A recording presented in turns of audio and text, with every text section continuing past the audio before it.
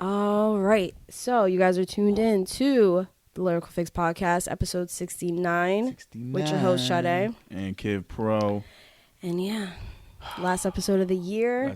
Shout out to Valentino DaForce. It's the producer for December. Fly ass fucking beats. Yo, Valentino, dope as shit, bro. Super fly. Gotta show him some more love. We're dropping this episode a day early because we missed out on the first week because I was sick, so we had to cancel that one. Yeah. So I definitely wanted to get one last episode. Non-COVID. Valentino. Non-COVID. I was just cold. Non-COVID. I had a cold. That's it. Yeah. We gotta specify that because now people say you get sick. It's like, oh my God. When I went to work, I mean, I had my mask on, so I'm like, listen, I got the sniffles. That's it. Like, I'm going to be sneezing, and you're going to see me blowing my nose, but it's just a cold. That's it. And everybody from in the beginning, I don't know, it was a mix of like joking around and ugh. Yeah. Yeah.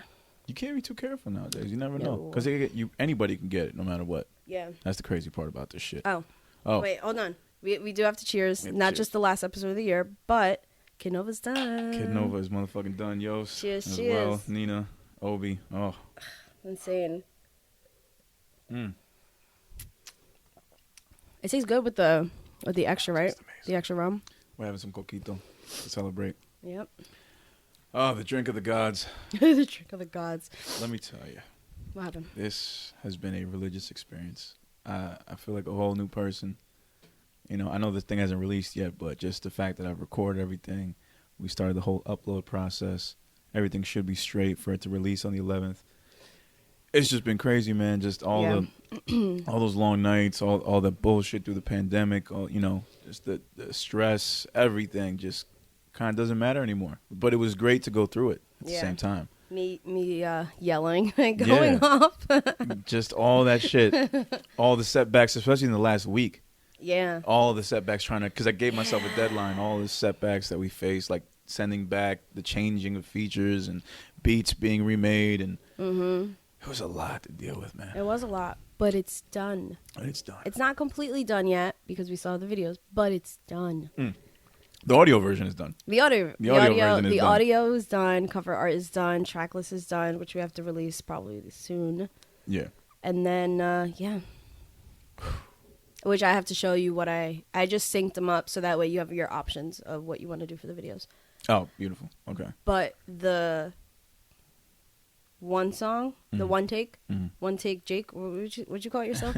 One take Jake. Yeah. That one's done. Oh, one take Blake. You got to put Blake. One take Blake, yeah. Yeah, one take Blake. I was like, wait. I know it rhymes. That's it. Yeah, that one's done. It's more like just, what is it? A LUTs. That's it. All right, I figured that'd be easy. I picked the right LUT. Yeah, the right LUT. That's video editing terminology if you didn't know, people. But other than that, this experience has been wild. It's been wild. And I've had to do some like side stuff. People had asked me for stuff. And I had to hit them up like, you know what, I'm sorry. I didn't forget. It's just this project is taking a lot more out of me than I had planned. Yeah. Yeah. Especially that one day where I was just like, I was on the phone. Yeah, because I was also trying to get the rental too at the same time. So scrambling on the phone. One time I caught myself still like in like the adrenaline rush. I almost yelled at the lady at the car rental spot. Oh, shit. That I was just like, it was right after I got off the phone with you. She called me. Who I am? And I was like, oh, wait. Okay. I'm executive producing KidNova.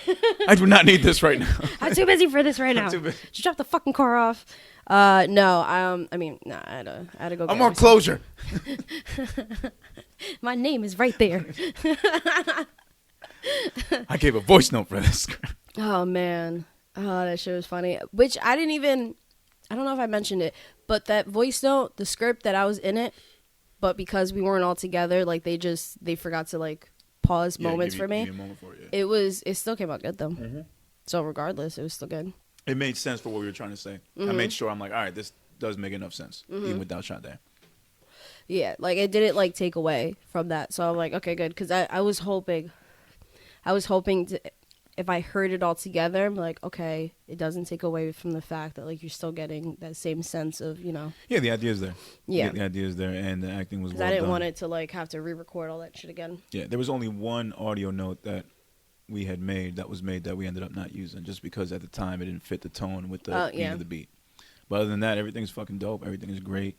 Shout out to Yo, shout out to Nina, shout out to Obi, shout out to Dusty Doodles, shout out to the features, LB, Saint, Horseman, man, just everything. Velvet. Oh my God, how can I forget Velvet? Well, she's the newest one. She's the newest one. Yeah, you're right. It's easy to forget Velvet then. My bad, Velvet. Damn. Well, because it's the newest one. I didn't mean it like that. See? No, you're good. I'm joking. I'm fucking No, Velvet's awesome, man. No, but it's crazy, man. I just from going to the last album having no features whatsoever to like now like getting rid of my fear, getting over my fear of asking people for help, because that's what it was. It's just that fear of asking someone for help because you have to rely on other people's time and their schedule, and I'm getting now. Sometimes it's asking a lot of people to just help, but the fact that the people involved were more than happy to do it. Yeah, it really didn't give me any problems. Like, I'm so grateful for that shit, man. No, I feel awesome. Because I know originally I was actually talking to Sade and LB about this because they had mentioned like, holy shit, like, because LB was like, I was here when he said like, I only like if I'm only gonna have one feature, I want it to be you or whatever. Yeah. When he told Saint that, she's like, yeah, I was wondering what the hell happened. I'm like, a lot happened. But ended up working out in the best way. And then she mentioned her doing, what she's doing in it. And I'm like, oh, no, that was Pro's idea. And, like, that one was, like, we all agreed on, for sure. I forget how that even happened. I think I might have been. Oh, either I was here with you or. No, I think this was at, she didn't come into mine. You brought her up doing it. But this was at the Chop Shop. Where I wanted, like, a nice outro. Yeah, when you were like, yo, what if we do, because we were talking about, I forgot who brought it up, but somebody was like, oh, it's like a movie. Yeah, credits. Yeah, and then we're like, what if we did a credit roll? And then it snowballed, and then you mentioned, you threw in LB's name. Because I just had that idea of the Warriors movie with that woman that's speaking into the microphone. Yeah. So if we had done a video version, that would just be me copying that idea, just a close-up of LB's mouth into the microphone saying everything. Oh, that'd be so fire. That would be dope, actually. I wouldn't mind that. Fire. That'd be really good. I don't know if we include that with the closure video. Just make it its own separate thing. That'd be dope. Actually, that would be dope. If we filmed that, I would put that before the project comes out. Just to like, not like once the track list is out, include that, just that part, the ending, her voice, to filming it like that. We have a week to do this. We can do that very quick. Actually, we can. You don't need one camera angle. Yeah, we can. Do it tonight, technically. We could do it tonight. Okay. Yeah, let's do it. Yeah, let's do Moving it. on. Okay, sorry. Yeah, let's do it. I get so excited. But, yo, I was legit happy today. Like, I was screaming. I was like a little kid at Christmas. Like, that was my Christmas present. Yeah. Really. Like, unwrapping this thing. Because I guess I treat my albums as, like, kids. You know? Yeah. You know, like, just rightfully so, though. The one that came out in 2015 is the kid I don't mention. But yeah. I think I found that one day when I was like trying to get ready for an interview with you. I think I might have found it. Oh my God. I don't even know. That one, putting that one together, I literally did all that myself. Obi's brother helped me with the cover. And for some reason, me calling it the KID Network, the original idea was, and it's crazy because Kicksnare has no features, the KID Network was about getting all my peoples involved and having to be the network. This is the KID Network. It was like my own little Yoso-verse back in the day. Yeah. And so for some reason, I'm like, you know what? A TV needs to be in the album cover. And then I used the shoes that I was always wearing, the fucking black Adidas, and the hat that I was always wearing at the time, a Raiders hat. And I put it on top and under, and Obi's brother helped me take a picture. And that ended up being the fucking cover. We put in black and white. I edited the shit. And it sounds familiar, but I don't know if I actually did uncover it. Is this out or no? It is out, but it was on SoundCloud and Bandcamp.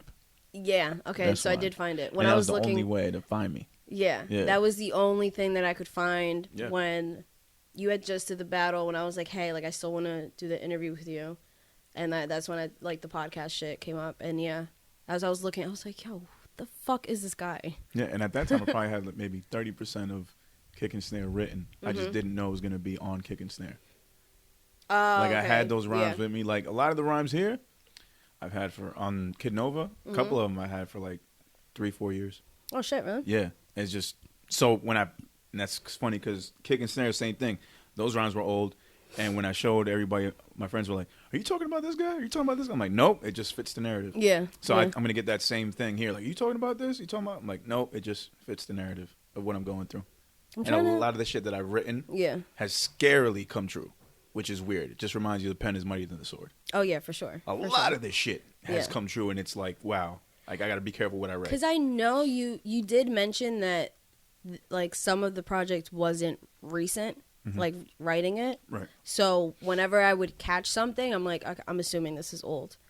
Yeah, a lot of it is old. A couple of references are new, so you can kind of tell. Yeah. But a lot of it is, like, early 2018, 2019 stuff. That's crazy. Even 2017 stuff. Yeah, Thursday Rain is... I was telling V this, it was, like, probably 3-4 years old. Shit. Yeah. Because it's part of another song, which I'm trying to get on Souffle. Oh, okay. So it's going to be, like, a part... Oh, is that the one that you did at the greenhouse that day? Yeah. Oh, okay. Yeah. So we're going to see, though, if it fits. Yeah. I had a couple ideas, but... Can I just say that's, like, the best voice note? Which the one? entire project, Thursday Rain. Thursday Just Rain? saying. Come when on, the project man. comes out, just, wait out Thursday Rain. Wait until the end. Don't skip when it's over. Which, I don't know, if you got to set up your distro email so I can get you. If you want. It's fine. You don't have to be mentioned. Either way, you're on the album. But I was thinking about it. I'm probably going to have to for the series.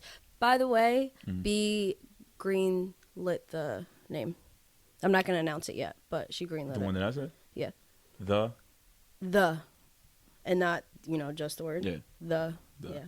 Because Yeah? I told her both. But I also ran them by Velvet, and she laughed about it.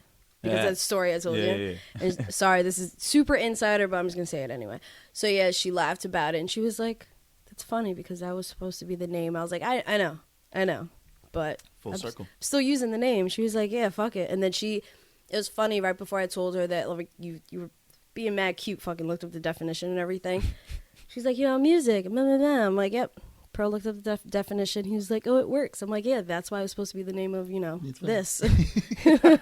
I'm like, yeah, that's why I'm like, that's why I got it. It's my brand name. So continue the brand, nigga. Really yeah. It only makes sense. That's the only thing but I still wanted to run it by B, but she was just like, what did she say? She's so funny. She's like, bro, like, you're the boss. Like, no. Like, see, I think she was I like, think whatever that's what you she say was looking goes. for. I think she wasn't looking for a dope name. She was looking for something that you would come to her and look comfortable and feel comfortable with. Yeah. That's what it came down to. Yeah. Yeah, if you came to her with some name that you were like, felt 50-50, then she would have just vibed off of that and be like, nah. But the fact that you said it, you could have said, like, I want this to be Poopy McGillicuddy. But if you would have said it with confidence, you'd be like, okay, Poopy McGillicuddy it is. All right, when is volume 1? When's volume 1? Poopy McGillicuddy, the album, coming out. Yeah, like, the whole point is that you felt happy. Yeah, you felt happy. That's what's important. Yeah. I'm super excited, though. I'm still getting, my emails are getting flooded for beats and shit for now. I saw the flyer for lyricists and singers. Yeah, she dropped it a little early. I saw that. You know what? She dropped it a lot earlier than it was supposed to, but it's fine. I was going to recommend, I don't know if you guys should, but make it a different color because it just looks like it's the same one as before. True. I had to stop it and read. I'm like, that looks a little bit different. Yeah, when I actually saw her, when she had posted it, I was like, I skipped over. I'm like, wait, hold on. Yeah. It's like, okay, that's it. We're dropping that a month early. Yeah. And I know what you mean because I picked up on it and I was just like, I'm not going to say anything. So I'm probably just going to hit her up and be like, hey, because I wanted to run it by you too. Because I wanted to be like, wait, I feel like it looks too similar. Because all I thought in my head was like, okay, if I stop for this, a lot of people won't. Yeah. Yeah, you get to change it up. Yeah, I got you. Yeah, because I was trying to figure out, because I did it on the fly to show her, and then, yeah, that was supposed to be dropped in, like, February, so it's, like, 2 months early, but it's cool. But I'm getting, like, a shit ton of emails. There's one guy, apparently people can't read because it's 5 beats, but I've been getting 3 and 4, but it's cool. It's cool. Honestly, as long as I have beats, it's fine. I just want more than 2. Because I still haven't decided. I don't know. Because when we were talking about it, she was like, well, let's just stash up. I'm like, okay, well, how many beats you want to ask? And she came up with 5, or one of us did, I forgot. Fair number. So it's just to, stash. So it doesn't really matter how many, technically it doesn't matter how many beats. But, I got 10. There was a few people that sent me like 10 or even 20 beats.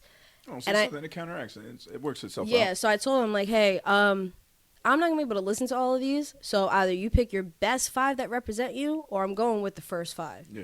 So a person like these people emailed me right away, okay, no, so do this one, this one, this one, this one. I was like, bet. Yeah, because some people, I think they treat it like, well, I'm going to just give you everything I got, and other people's like, I'm just going to give you my best 3. Yeah, Instead of just, like, I got some 5 that goodies. are snippets, so to be cautious and not give away free beats. Understood. Which is completely understood, because I've even let people know, like, hey, so this is what it is for, and if we choose to use your beats, like, you're gonna know about it. We're gonna hit you up for the splits or to just buy this from you. Yeah. However you want to do it. If you don't want to be, credited, like, well, not only not credited, but like if you don't want to be on the splits, then buy it. Then we can buy it, and then that's it. Yeah. Goodbye. I was talking to one guy from Iceland. Oh, okay. Okay. I listened to one beat. That shit was fire. How was his English? It was pretty good. Good? Actually.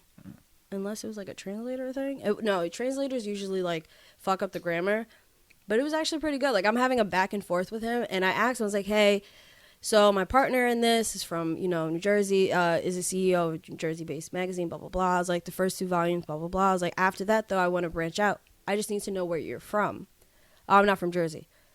I'm like, okay, well, I've started to ask again.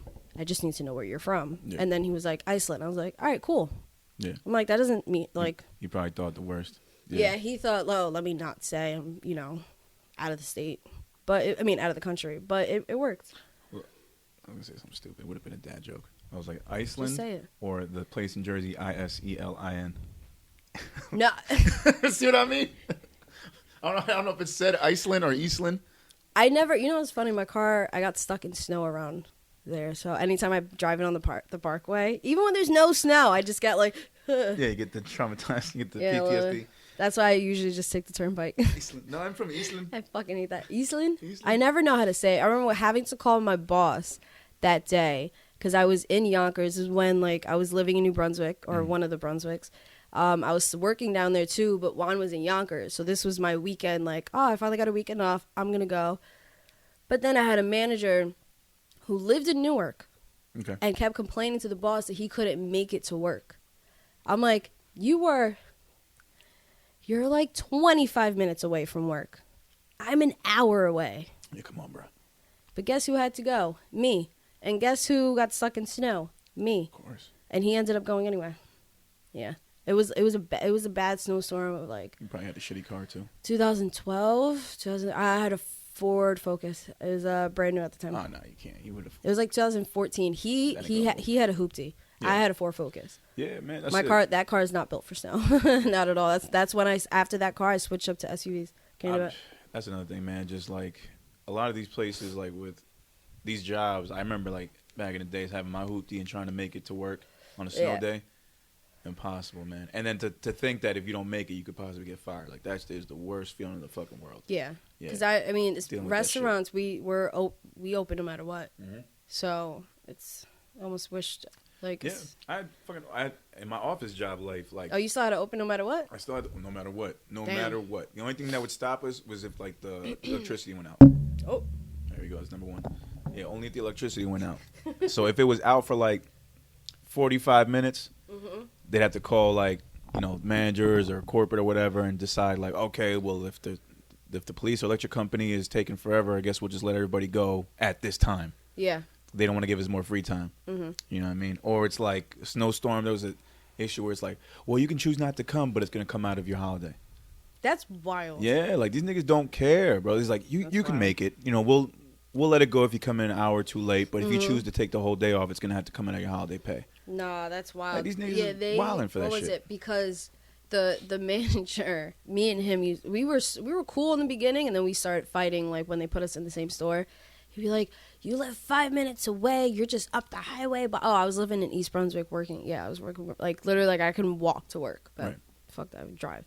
And I told him like, I'm in Yonkers. Yeah. Everybody knows I have a man in Yonkers, and I was bragging about it.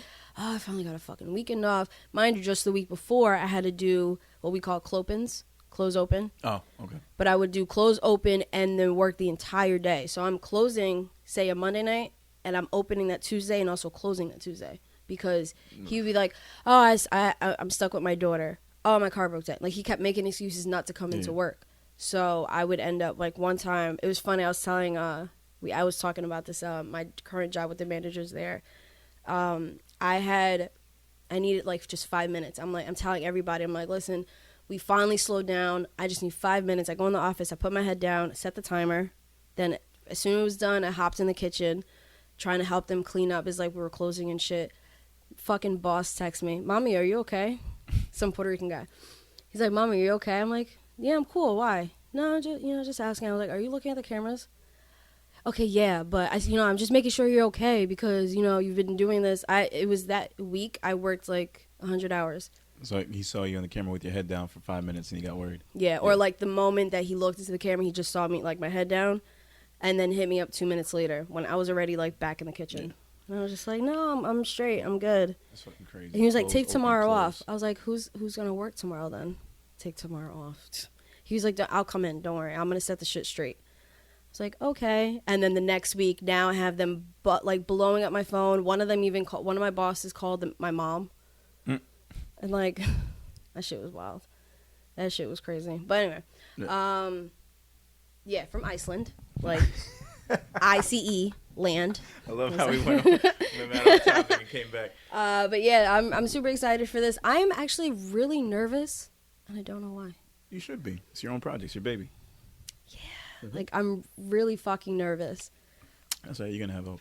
Because I didn't consider when B's saying like she's getting people like, "Oh, like I want to help on the project and help write." I'm like, fuck. Do I have to help? I don't mind helping people write, but at the same time, I'm more poetry write, not song write. Well, maybe what you can do is you can outsource that. Like you can find other people that are good songwriters and have them come into the sessions. True. Have them sit down with the artist or the singer. Yeah, because I've been meaning to like pick because Velvet wanted me and her to write a song together. Because I'm good with the writing. It's just like I can definitely help rappers more than singers. Right. So I just have to like bend her ear about it, and then even I was thinking about talking to S Double about it on like how also to write. Good choices. Yeah. Yeah, man. Because they can do both the singing, like they could do the songs, R&B songs, and hip hop. Yeah, you have the resources. Because it wouldn't hurt to just outsource a little bit. Yeah, I think I just freaked myself out. You're doing enough anyway. That's the last thing you should be worried about. That's kind of the artist job. Like I didn't ask you to help me write rhymes. You know what I mean? No. You helped with other stuff, but I didn't ask you to actually help in the writing process because you got enough going on. Yeah, but you're like a writer. But what if I get like an artist who can't write? So if it's a singer, I understand. If you get a fucking so nervous about. If you get a person that raps that can't write, then I don't even know what to do at that point. I know. I'd have to ask him, "Are you okay with me writing your verse?" Look at him like that. Yeah, or like to know like where the hook comes in at. Which I mean, sometimes I think I'm freaking myself out. It depends on the beat. That sometimes it's self-explanatory. Yeah, but sometimes it's not, and that's what I'm worried about. Where it's like, okay, do I just have to find a space in it? Like, what am I gonna do? So I don't know. Well, that we have to talk. There probably won't be any hooks with the anyway. producer. Yeah. No, that'll get worked out. That'll get worked out, I'm sure. But I'm excited for you, really. I am. Yeah. Because that's right around the corner. It's just a lot. It just shows that we didn't let 2020 stop us. We kind of figured out what was going on. Hey. Yeah, we figured out what was going on. We knew where we were able to make our moves. Get the fuck out of here. Damn it. Sorry, that was hilarious. He just looked at me like, what? It's still there. Okay, go ahead. What were you saying? Anyways, like I was saying, no. We made good use of 2020, I think. We didn't get to do everything that we wanted to do, but we saw where we were lacking, and we learned more about each other, and we upped our level. Yeah. We leveled up, basically. Oh, for sure. So I'm happy about that. And it just goes to show you that we're going to come into 2021 a hell of a lot stronger than we would have if 2020 was just a regular year. Oh, yeah. What's your biggest takeaway for this year? Biggest takeaway from this year? Acknowledgement and accountability. Yeah. Realizing that I have my issues. I'm not as perfect as I like to think that I am. And taking accountability for it, knowing that I fucked up with a lot of people and trying to make those steps to fix it. Yeah, definitely. 2021 is going to be all about just like being a better version of myself. 2020 was the start of that, but 2021 is really like, okay, you see what the issues are now. Now what are you going to do to fix them? Yeah, because you acknowledge them like face on. Yeah, and I'm taking accountability. Like I know what I did wrong. I got to fix it. And whether or not those people in those situations want to be fixed is yet to be seen, but we'll figure it out. Yeah. At least I tried. Yeah. I think mine would be My biggest takeaway. Oh no, that's for you. My biggest takeaway would probably be. Let me see. I had it in my head before, and now I'm blanking. Oh, learning how to disregard certain situations peacefully. Okay. And that came out, and I think that's like the most important thing I've learned.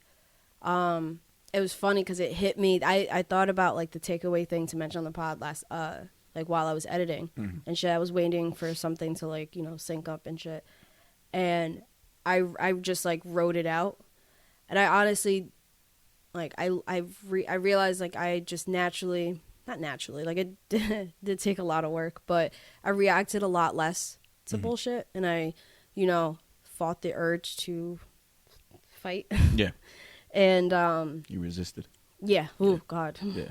That was tough in itself. But it was a lesson. Yeah. It was a lesson in maturity and growth. Hell yeah. And then it just learning. I don't think I've laughed any more in any other year than this year. Oh, nice. Just learning to like disregard bullshit. Just learning to laugh at it instead. Yeah. And like I don't know, like it helps me. There is some humor in every fucked up thing that happens. I've learned that this year too. There is. Anytime I've been in a funk, I've been able to call Saint, and literally 3 minutes after I tell him what's going on, we laugh about it. We find something to laugh at. And then we end up laughing about it for even longer than we talked about it. It's like, obviously some things are serious, like death, like the COVID shit. And there's maybe not like a lot to laugh about there. But there's always something that can be remembered or flipped around and can bring a smile to people, if you really think about it. So that's another thing that you can learn about yourself. But with you, with that takes a lot of growth, because I understand, like in the past, if that were to happen to you and you might want to just come to blows. Yeah. Or, or open your mouth and say something that you might regret later. Just the fact that you are kind of taking it in, feeling the moment out. Yeah. And deciding not to react in that way. That's a lot of growth. Yeah, because it's either I'm going to react physically or react in a way that's I'm going to humiliate you in front of a lot of people and just laugh at you. Right. But now it's less of an evil laugh and more of just a laugh to make myself feel better. You know what I mean? Have you ever felt in that moment where you just said, like, you're going to say something you don't want to say or say something mean, embarrass that person? Have you ever thought about what it does to you and your image, or do you not care? In the moment, I don't care. Right, but I know what you mean. Like long term, it's like, damn, I'm a complete asshole. Yeah. Like, oh no, because I've done it 1,000 times. Right. So that's why I think this year, I mean, that has nothing to do with the year, because that whole new year, new me is complete bullshit. But just for the sake of it being, the last day, I just, like I learned. It's not that I care about how I'm perceived, because I'm really not. It's more so just for myself, because I felt like at some point I needed to grow the fuck up. And then that situation was the most challenging, and it changed me so much. And I'm honestly very thankful for it. I already thanked the person, whether she knows it or not. But like, I'm so thankful for that, because it forced me to change my ways. And now I get to fucking laugh. I mean, granted, I'm still throwing jabs in any situation I'm in. I'm still gonna throw jabs, but it's. At least you're admitting it. That's crazy. No, like I'll throw jabs. I'll say like little like slick shit, and that I'm still learning how to not do that. But it's not in the humiliating way that I would do before. Yeah. On that, like a lot uglier. Yeah, like it's just saying some slick shit and making myself laugh about it. Because the moment I stop laughing, it's... Ugh. Oh, and don't get it twisted. More shit's been thrown at us than we've been thrown back. That's the crazy part about all this. Yeah. But no, like in jabs, when I say jabs, it's like even if it's a conversation between me and you. Yeah. Or on the pod, that it's like an insider. Yeah. And I'll make a comment. Yeah. Or like all the insiders that we've been... Most of them for this year, pretty much. Yeah. Are jabs. So it's just, to me, being able to... laugh at the negativity, while it doesn't probably help them, it fucking helps me. It probably annoys the shit out of them, but it fucking helps me. And I just, all that toxic shit, if you haven't learned a damn thing this year and you're still stuck in your ways, I pray for you, honestly. Wish you the best. Toxicity shit is real. Like you have to, I just feel like you have to learn how to laugh at certain situations and even laugh at yourself because life is tough enough, especially right now. Like, what? Just chill the fuck out. So that's how this year has pretty much, I summed it up to be like, you know what? Life is hard enough. I'm just going to laugh at the situation, and then that's it. Yeah, that's all we can do. Yeah. And just keep it moving. Yeah. All right, and we back. Yo, so I want to give a quick shout out because I didn't know that that I was doing this pod episode today with one of Rick Ross's baby mamas. So let's get right into that. And I say that only because Sade here, if y'all remember a couple episodes ago, she let us know that she got into an accident. She's fine, by the way. She's perfectly fine. Nothing hurt. Just the car went through a little bit of cosmetic damage. Yeah. But she got a rental and she got the Coke White. BMW. I see whites. Oh, that shit is set. Ooh, wait until you sit in it. Oh, I can't wait. So sexy. I can't wait. I was like, how many bricks you moved to get this car? How many birds had to fly down south? It's old life. Oh. No, but no, it's, oh man, that shit. Yo, when I finally, because a week, I almost kind of feel bad talking to my friends that had no cars because I'm over here. Love you, Remy. Shout out to Remy who listens. Because I was trying to refrain from like complaining about a week of no driving to somebody who doesn't have a car and drives. And it's not just him, but like I'm just like, damn. Like I just feel I went stir crazy. Like I came up with the teaser. I did the Mandalorian. I did a DC, like a half-assed DC marathon. I'll get into that later. And I'm just like, it was one day that what day was it? I forgot what day that I was like, I need to get out of the house. I had that moment, but it was also the day that I was going into work. Okay. So then I was like, all right, well, I'm going into work, so it's fine. I'll just wait. I'll wait until I have to go to work.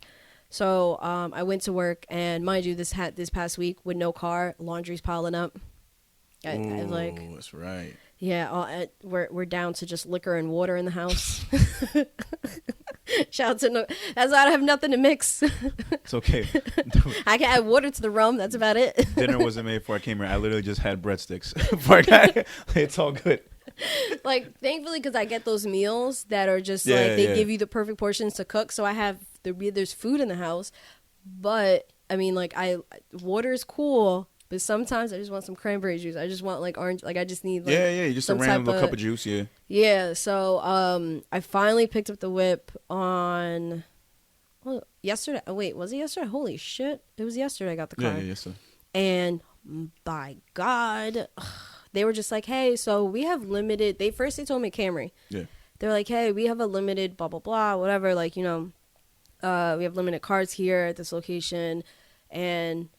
How do you feel about, I was like, I gotta twist my arm. Yeah, I'll take that shit. All I gotta do is pay for taxes because the Camry would have been completely covered. Mm-hmm. I think I would have paid like a little, it was like a little over the amount that insurance was covering.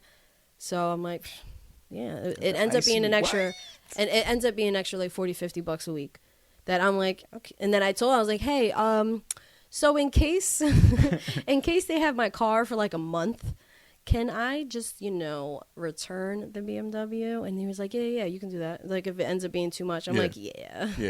I kind of want to keep the car for at least like 2 weeks. Yeah, why not? I drove around. I picked up the car. I had to rush to work.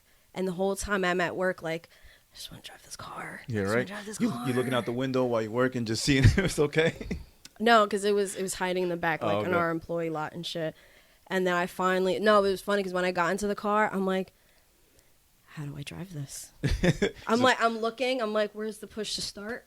I'm like, it's a Beamer. Like, I know it has a push to start. I was like, where is it? It's down right next to the fucking center console. Yeah. I was just like, what? That's dope. I was like, what is that? Yeah. I set up the Bluetooth. I set up everything. I was probably like a minute late to work. Like, I was able to get everything done. It was right up the highway from my job. It was right there. But it was just funny, like me driving it, and then I'm just like, oh, okay, so I don't have to put my foot that much on the brake. Okay. Okay. Getting used to that stuff. Yeah, but as soon as after work, got into the car, and I got out of work at like 10:30. It was easy night. We closed up. That was it. I was done. Get in the car, and I'm like, you know what? I'm gonna drive around. Yeah. I drove around for at least 2 hours. Damn. Man. 2 hours. I went all the way by G-Dub and back around to Really? Paramus. Yeah. I'm trying to think. Yeah, I went past Inglewood, Teaneck. I just drove around in circles. That's everywhere. crazy. Oh my God, it was Just amazing. enjoying the car. Yeah, and then all of a sudden it's 12:30. Sorry, 12:30. And I'm like, you know what? I can go for a White Claw. So I hit a Remy. I'm like, are you at the bar? And he's like, yeah, I'm on my way. So I go to the bar and I'm chilling. I get back in the car and I'm not drunk because I only fucking White Claws. I only had like 2-3 White Claws, but I'm chilling and I'm like, you know what? I can go for another hour. Just drove around for another hour. Damn. That car is fucking beautiful. You better hurry up and go take a ride then. Shit. Woo. I'm trying to see what's up. I gotta add more gas to the car. I gotta figure out what gas I put in this car. Probably premium. Probably, right? Yeah. Oh, and then I found out, it was funny. I was like when I seen how much gas I had, I got out of the car, earlier today. And I'm like, wait, where's the gas pump? Because every time, I always feel like an idiot when I'm in somebody else's car or a rental. And I'm like, shit, it's on the other side. You know it tells you. Hmm? You know it tells you. Yeah, somebody pointed that out, but I forgot. So, yeah, on the gas meter thing, it'll have an arrow pointing. Oh, yeah, that's what it was, yeah. Yeah. Somebody had told me that. Juan actually told me that. Yeah, I saw it on a fucking life hack on IG. Yeah, he was like, babe, by the way, because he was in the car with me, he's like, you know what's on the other side, right? I'm like, God damn it. Yeah, that'd be the worst, though, when you get those cars, yeah. Yeah, one of my cars on the left, the other one's on the right. Yeah. So I'll be feeling you on that. I hate that shit. That shit was kind of funny, though. Yeah, niggas don't even have a car, and here you are being fucking going crazy, knowing that you're going to have a rental anyways. I just want to get my rental, and then I forgot who I was. I think I was even talking to Carter about it. She's like, well, my car broke down. I'm like, sorry. Sorry, I don't know those problems. No, I just hit a patch of black ice. And I get my car soon, but I get a rental now. No, I felt like a fucking asshole. That's why I kept stopping myself and thinking stop complaining. It's like how I felt when I was telling you that, my washer and dryer situation at home. Oh, fuck you. Yeah. No, that's what you're doing. No, it really is. You're treating them like peasants Oh, my now. God. Yeah. Ugh. How's it feel? It feels horrible. Yes, let it flow through your veins. Now I got a Beamer, so I don't feel that bad. Ooh, the way you said it, too. I got a Beamer. Oh, that German life is everything. I mean, and then when I sent the video of the song with Saint on it, Saint was like, damn, that new Beamer inside looks nice. And I was like, oh, shit. I feel like I'm like rubbing it in his face. You sent him a video? The same video I showed you guys, like I sent you guys of listening to the album in the car. So you was indirectly flexing. Yeah, but I didn't. Flex. It was an indirect flex. Indi-Flex. Indi-Flex. Oh, Indi-Flex. Indi-Flex. Indi-Flex. Ooh, write it down. Indi-Flex. Wait, hold on. There you go. So Indi-Flex. yeah, That's how we do it. Indi-Flex. So yeah, it was. I really did not mean to, but I mean, he probably didn't feel any type of way, but then I kind of did, where I'm like, damn, I didn't even think about asking how old his car is. I didn't even know I had a 2020. Just saying that just sounds mean right now. I didn't know how old your car was. Well, no, okay, I'm sorry. I didn't know what year you had. There you go. See, the Indi-Flex is coming out. It's stuck in you now. You can't get it up. No, but I didn't know.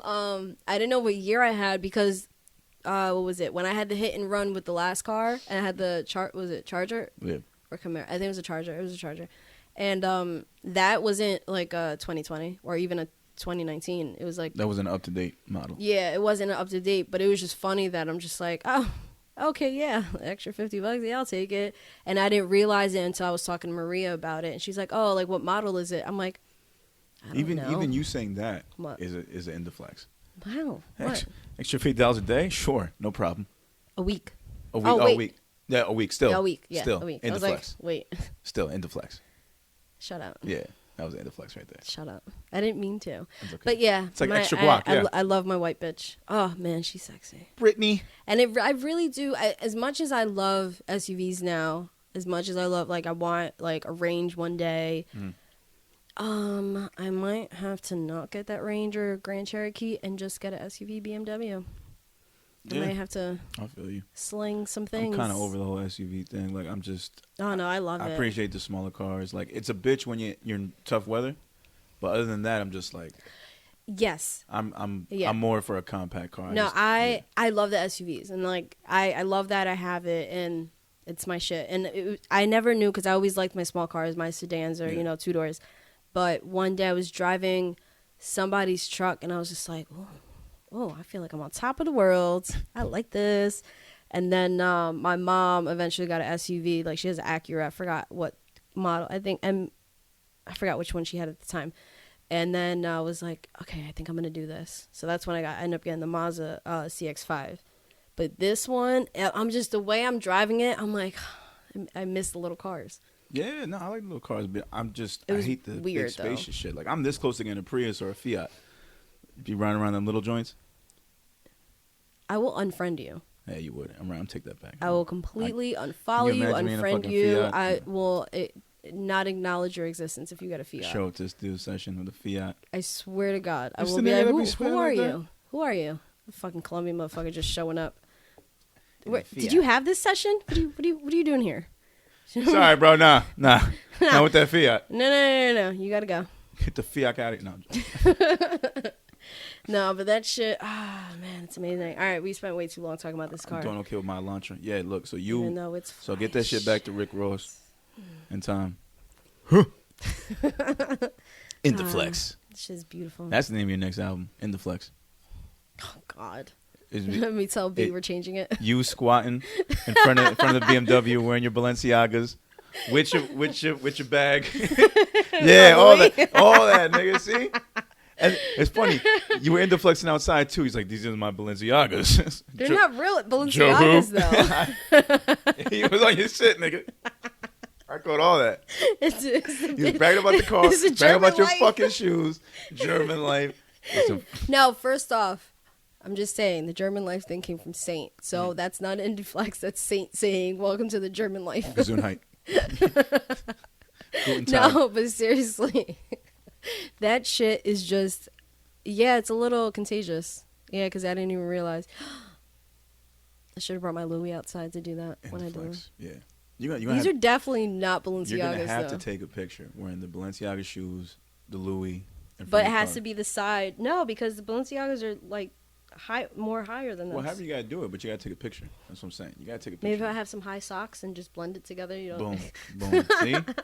Those can be some Balenciaga socks for all we know. Oh no, I can't. Oh, you decked out here. You shining. I really like those the Balenciagas, but they're just so overplayed now. I would never pay that much at all for them. Indi-Flex. Oh, shut up. Indi-Flex. Anyway. You out here. What's next? You out here with your laptop too. Let's not even get into that. Shut up. And I was looking at the laptop like, do not mention laptop. That's your crazy ass AirPod case. Are you flexing? No, I'm not. Bro, you out here. About? Everything on you is new. Anyway, no, it's not. Everything on you is new right now. Actually, the shirt is new ink. The hair is just recently done. What? Yo, no. Who are you right now? No, I'm not. The red faded. My roots are coming back in. This is about like 4 months old. Actually, like 3. Fuck you. You bragging about new subscriptions to all these Disney Plus? Ooh, excuse me.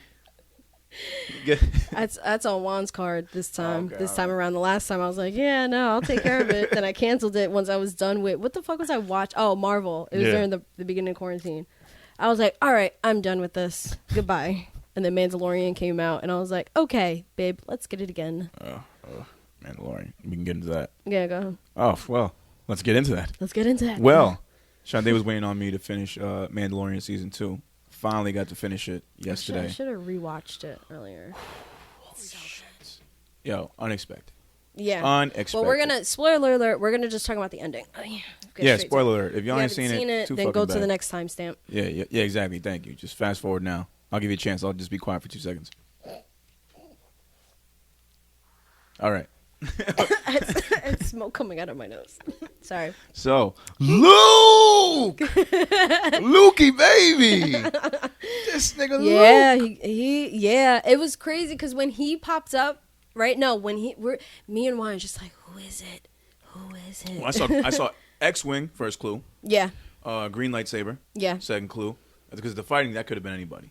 Yeah. The nigga had his hood on. You couldn't tell. He was doing his force moves and all that shit. Well, no, because while watching it, in that moment, I completely forgot. Holy shit, yeah. Because when I first started watching it, that's when Juan told me this is a few years after Rise. Which I kept forgetting. Yeah. So when I watched this, I didn't think about it. So I saw the green lightsaber. I'm like, I know who that belongs to. I'm like, nah, it That can't be. him. I'm like, it how are they can't gonna do be. this? Hell, that makes no sense. I missed the other shit that you just said, but I'm like, the green light. I'm like, that can't be him. Oh, the and X-wing? Yeah, the X-wing. Yeah. And then all of a sudden, I was like, wait, what is this? I honestly, we were talking about it, and he was like, I'm like, did they just CGI somebody to look like Luke? Yeah. No, that was actually Mark Hamill. What, his voice? Yeah. His voice, but I don't think him. He's not that athletic. No, he's not that skinny either. They had somebody and they just like did the shit that Yost be doing with my face on the Tom Cruise, the same shit. Yeah, or no, because I had figured maybe it was definitely his voice, but I figured it was what they did with Will Smith, which I never saw that movie. Was it Genesis or Gemini? Mm-hmm. Yeah, I almost thought it was like that, but because I felt like the guy wasn't like the actual I never seen the movie, so I can't really judge off a trailer, like his younger self. Body double. Yeah. It's. I'll tell you what though. I'm not a CGI expert, but I knew that was CGI. No, it was painfully obvious. Painfully obvious. So it leads me to believe like this is a multi-billion-dollar company. Is that the best they could do, or is that as good as CGI can get for something like that? Because I've seen other. I could have sworn I've seen Guardians of the Galaxy 2, where they had Kurt Russell looking mad younger.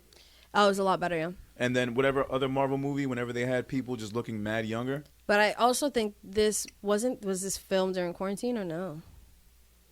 I assume it could have been, but I don't think that No. diminishes the quality of the CGI. Well, no, but the money going behind it, maybe. That's or possible. maybe they didn't get enough money. It's a TV show. It's not a movie. Maybe the budget, because this is the last episode of a season. That was a hell of a fucking last episode. Oh, man. Regardless of that, you can tell CGI, but it just kept bugging me because I'm like, that's Luke.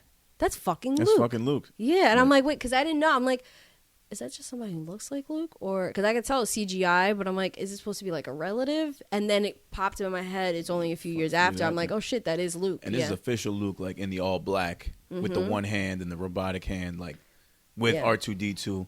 Like, this is badass Luke, like in his prime.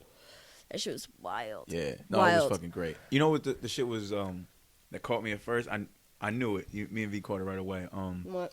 When Mando locked the door on the Dark Troopers, and then he opened the hangar and they all fell out. Yeah. We're like, oh, easy fix. But in my head, I'm like, no, these niggas can fly. These are droids. Yeah, they're gonna be back. Sure enough, like that. And then it was just perfect the way it all like came together with the X-wing showing up, and it was about the timing. Luke being the Jedi. It was, you kind of. But that's what's so good about the show. You forget that something's gonna save them. Yeah. So in the moment, you're like, oh shit, how are they gonna get out of this? Yeah, because I realized that too. I'm like, okay, well that's a quick fix, but they'll be back. Yeah. So what's gonna happen in the meantime? So they get Edgar. Yeah. Moffy. Which I know Guess is listening to this right now. Me and him geeked out, by the way. I texted him. I was like, that last episode, though, holy shit. And he's like, I already seen it 5 times. It's just insane. I had seen it like twice. I was like, oh, I have to watch this again. That shit was really good. I should have watched it today so I can remember like little things like that. But it was, we were talking, I'll wait until we're done talking about the episode, and then we'll talk about the shows coming from this. Okay. So go ahead. Do you have anything else to say? Let me see. Other than that, I love Sasha Banks, the wrestler. She was in the episode. She's so fucking hot. That's the white chick or the black chick or Spanish, whatever she is. It's just Spanish. She's actually in real life. She is. That's the WWE girl, right? WWE girl. She is a niece of Snoop Dogg. Oh. Yeah. I didn't know that. Somehow, some way, I forget how, but she's related to him. Oh, okay. Yeah. And then and then the other girl, she's UFC or MMA? She was in UFC, did MMA. I think she retired. Gina Carano, I think. Yeah. Her name. Yeah. She looks so familiar, and I looked her up. I didn't see who she fought, but last time you might have seen her would have been in a Fast and Furious movie. No. You didn't watch those? No, I wouldn't. She was like an extra. Like I wouldn't. No, she was a villain. She fought like Michelle Rodriguez in one of the movies. Oh, so maybe that's they had what a fight scene. I didn't see, like, I just saw like the bio. I didn't like look into what, because as soon as I saw the UFC shit, I was like, okay, that's where I know her from. Yeah, she was like the most famous women's fighter before Ronda Rousey, I would say. Yeah, and then Juan brought up he's like, maybe she fought Ronda. I was like, maybe, but I don't think so. I'd actually look into it. But she was Ronda before Ronda. Oh, okay. Like, she was famous. That makes sense. Yeah. So I feel like that's where I probably know her from more than I've seen the Fast and Furious, but yeah, MMA turned. She retired early, turned into movies and. Yeah, no, but she's fire though. Dope. I like her acting. Yeah. And the other girl, Bo-Katan, whatever the fuck, the redhead. The short hair, the bob. Yeah. Oh, her. how mad was she that she didn't get the fucking black lightsaber? But I feel like, and a spoiler again, if that was the case, you should have said that from the jump. Like, hey, just so you know. She should have. She should have. Instead of no, because if she said that, she probably felt like if I say this right now, we have 10 minutes. If I say that right now, then that means somebody here who really wants it more than me. Nobody gives a fuck about it. Yeah. Only her. Yeah. But she probably felt like, if I say the importance of it or like how to get it, then people won't right, somebody might take it from me. She did say it twice or 3 times, like, leave him for me. Yeah. Which I that was get it. her way of saying it, but without letting it be known. Like, hey, I kind of need that sword for a reason. Or I got to take him down. And then he's just like, take it. I yield. Yeah. It's fine. And it doesn't work that way. Which makes no sense to me because he just beat Moff, right? Yeah. Didn't kill him. Just punched him a couple times and then handcuffed him. Mm-hmm. So why couldn't she do the same with Mando? Rough him up a little bit. Well, because she doesn't want to. She wants to keep the ally, maybe. No, but if he's all I'm saying is that Mando, I think, would kick her ass. If all it takes is a fight and it has to be an actual fight, who's to judge on how real the fight is? See, the lightsaber. I don't know. So stupid. Star Wars. So the Darksaber had to determine. Okay, this fight between the Mandalorian and Moff Gideon was pretty real. So yeah, now I'm gonna have this sword work for Mando. Yeah, I guess so. I think the plot hole in there. In itself, it probably senses like the weakness in homie and like that and latched onto somebody stronger. Mm-hmm. Possibly. I mean, obviously this hasn't been explained. My kid told me the significance of the whole Darksaber earlier today when I asked him because he saw the whole. I actually never got to look into it. He saw the whole Clone Wars animated series. Oh yeah. So that's explained there. Yeah. So it was made when the Mandalorians and the Jedi were cool. That was made, and it was given to the head of the Mandalorians. So that's how he explained it to me. And I was like, all right, bet. That I heard about. It was something else that I wanted to look up into it too. And now I'm gonna watch that Clone Wars. Yeah. Guest told.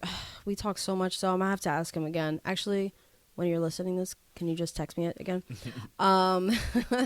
He was telling me exactly what to watch. I think Disney Plus has. I think he was saying they have like the gallery shit where they just have Mandalorian related shit, so you don't have to watch the entire Clone Wars. Gotcha. You just get what's significant to it. Oh, even better. That's what I need. That's like my supernatural. Yeah, like if you just want to watch anything Mandalorian, which and then Homegirl, Rosario Dawson. So shows that are stemming from this. I already knew Rosario Dawson is getting her own show. I just cannot say what. Ahsoka Tano. Ahsoka. What? It's Asuka. Ahsoka. It's not Asuka. That's a wrestler. Rosario Dawson show. So she's getting her own shit, which that was also part of Clone Wars, I believe. It was. She's awesome. For she rocked that shit. She did. Edgar apparently is getting his own show, which I didn't know about. Moffy? Nice. Yeah, he's getting his own show. Nice. Good for Moffy. I believe so. And then the other Mandalorian, Bo, he's getting his shit too. Boba Fett. He's getting his own shit. Mm-hmm. Which sounds like a fucking fancy ass restaurant in the Lower East Side. Book of Boba. So that one is because so when I was watching it, right? So pretty much I had found out while watching this that Mando wants more screen time without the mask. So there's this whole fight with Disney, so he's probably not going to come back. Okay. Because, I mean, and it's crazy, guests explained this to me, because you have to, in order to be eligible for Oscars or like awards in general, I think mainly Oscars though, I think he said. Well, this would be Emmys. Or Emmys, I'm sorry. To be, it was Emmys, I'm sorry. To be eligible for that, there's a certain amount of screen time that you need with, your face visible. Okay. So they know that it's you for sure and not just your voice and, somebody else's body. So how much screen time your actual face gets, I'm assuming. So off a technicality, that's why he's asking for more shit, Yeah, because he the feels first- it's Emmy worthy. The first season, he didn't get anything. He wasn't even like up for a nom or nothing. He showed his face for like 10 seconds. Yep. Yeah. And then, so he wants to show his face more so he can, get that. But Well, here's the thing I would want to know. I would want What? to know that if I'm the Emmy committee is, would y'all have voted him or would you have nominated him if he did show his face more? Based off the performance. If there were a couple scenes where his mask was off instead of on, would he have been nominated? That's what I would have known. well, I mean, I'd the wanna scenes would have to be completely different because I can't really see some of those scenes with no mask on. Well, let's just say he had his mask on whenever he was flying the ship, when it was just him and Grogu. Mm-hmm. And all those times together would have added up enough for him to be nominated. That'd be significant scenes. Well, I'm saying just the fact that's there. But so my question is, does What? he somehow know that he wasn't nominated because of that, but he would have been? You think he was told somehow by somebody, hey, if you'd have kept your shit on, you would have Possibly. been nominated? Because that's the only Possibly. reason I could think of him making that complaint. Possibly. Or I think it's just something that they have in general that's out there. It's either somebody had told him that or it's a general rule. You need a certain amount of, like, screen time. Because if nobody told him, that's just crazy confidence on his part. Like, nah, my shit is so good, I need to show my face. Yeah. It's that Because good. if you think about it, somebody can just pop up in a movie for 5 minutes and be just amazing, amazing performance, and then that's it. But they could still get a guest star nomination. I think that's still True. possible. True, but it's just, I think he probably wants like the direct one since the show is him. The show is made like he's in every fucking scene I just don't or understand. almost every scene. I just don't understand how that makes any sense. Like that's a fucked up thing to give somebody because we It kind of know does that make sense though. that's the character who's played by this person. It's credited on every episode. Yeah, because it can easily be a body double and he's just doing the voice. That's fucking wild. That's what it is. That's wild. So he just wants to have the actual like best actor, kind of thing. And he had his shit off for like a good almost 5 minutes. on the I last episode. don't know with this new season if he would be eligible, but pretty much going forward, I'm sorry. I thought it was recent. I think Guest cleared it up. He said it was like the last season that he was like after the last season when he didn't get anything and he requested more screen time with no mask.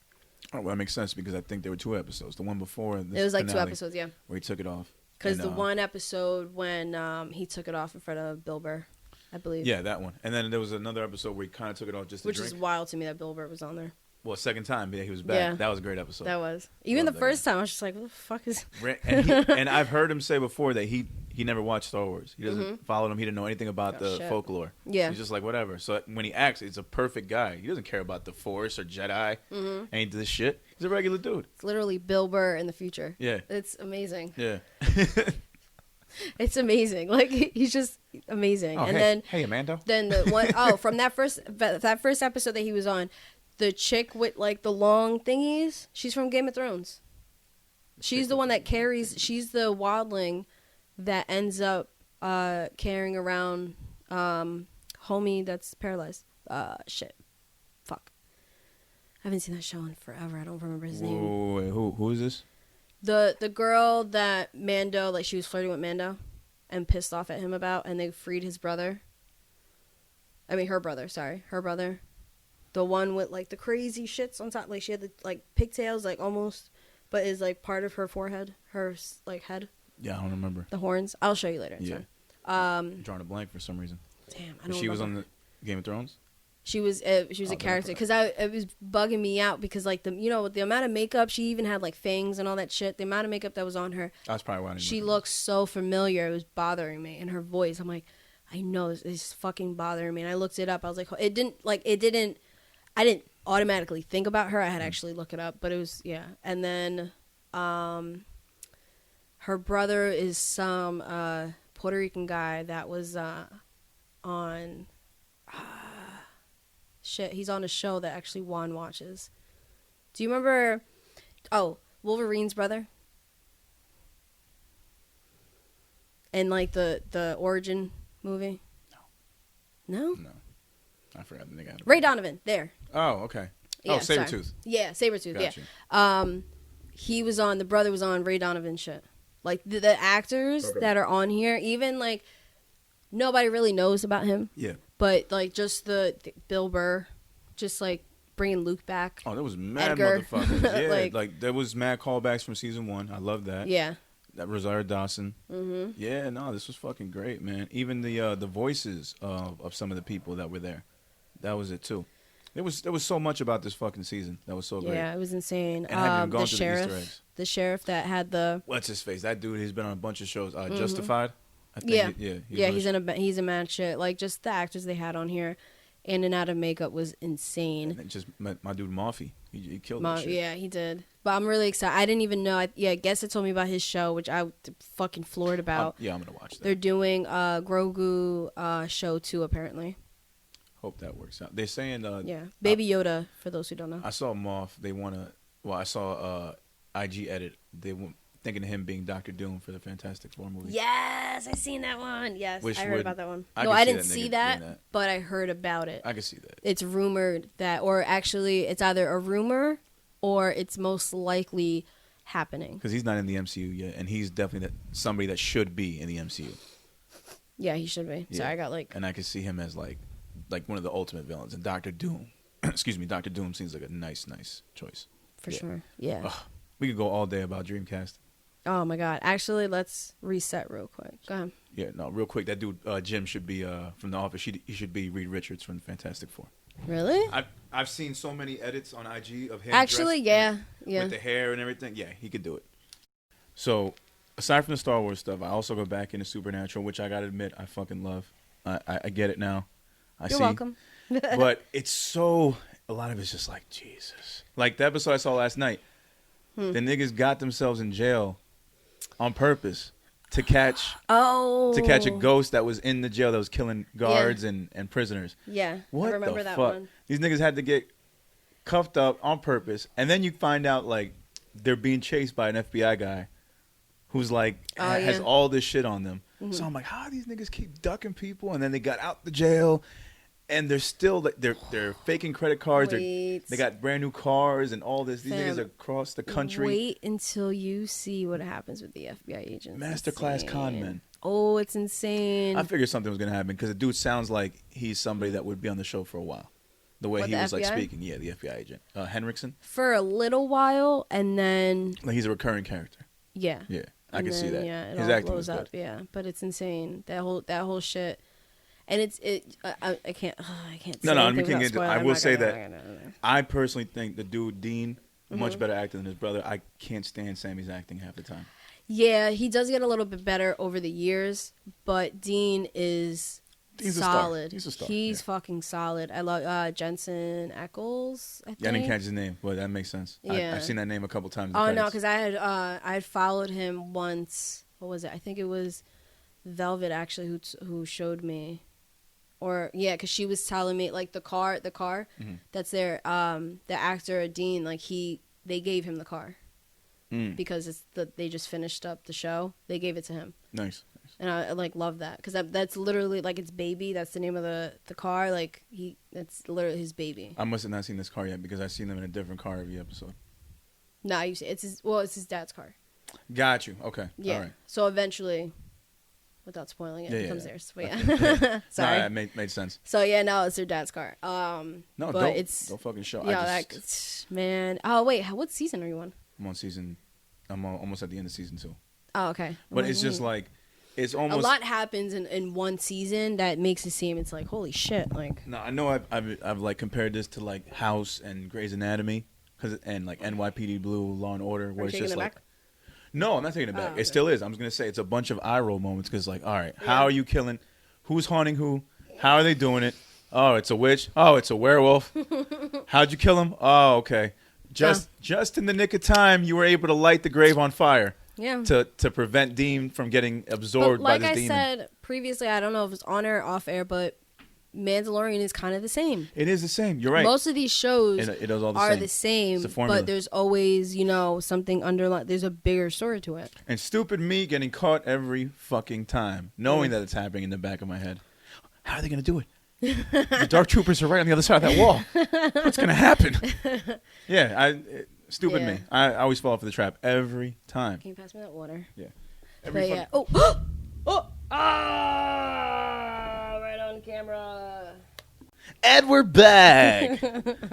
Technical difficulties. Real quick, I knocked over something on stage. Like, knocked over my coquito. It's on camera, so that'll be a clip or something maybe. I don't know. Disrespectful. All right, so what were we talking about? I forgot.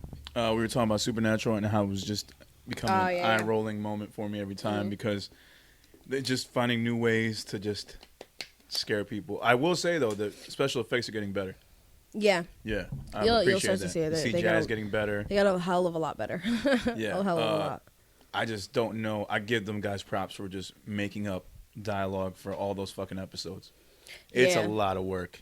It is. It's insane. And it's funny because Dean used to be a soap actor. Oh, so he's used to it. So yeah. Because what was it? I had looked them up at one point, like years ago. Because I've seen Sam before and like Gilmore Girls and like other shit like that. And then when I read up on Dean, because I didn't know who he was, I was like, okay, well that makes sense. That's the difference with the acting. Yeah. Because like this guy was groomed for fucking soap operas. It's like marathon running, because that's what really soap operas are. Marathon shows. Yeah. You have to be able to remember so many lines, so it's insane. But and then you have like a WBCW actor. Crazy, and it's not like the most craziest dialogue in the world, but it's definitely a lot. No, but like the like their range of emotion and like even when they do their stupid shit and they're trying to be funny, which I've noticed to give the break because there's so much drama and it can get really heavy. There's been times where you're gonna get to it too, where after a while you're just like, I need a break.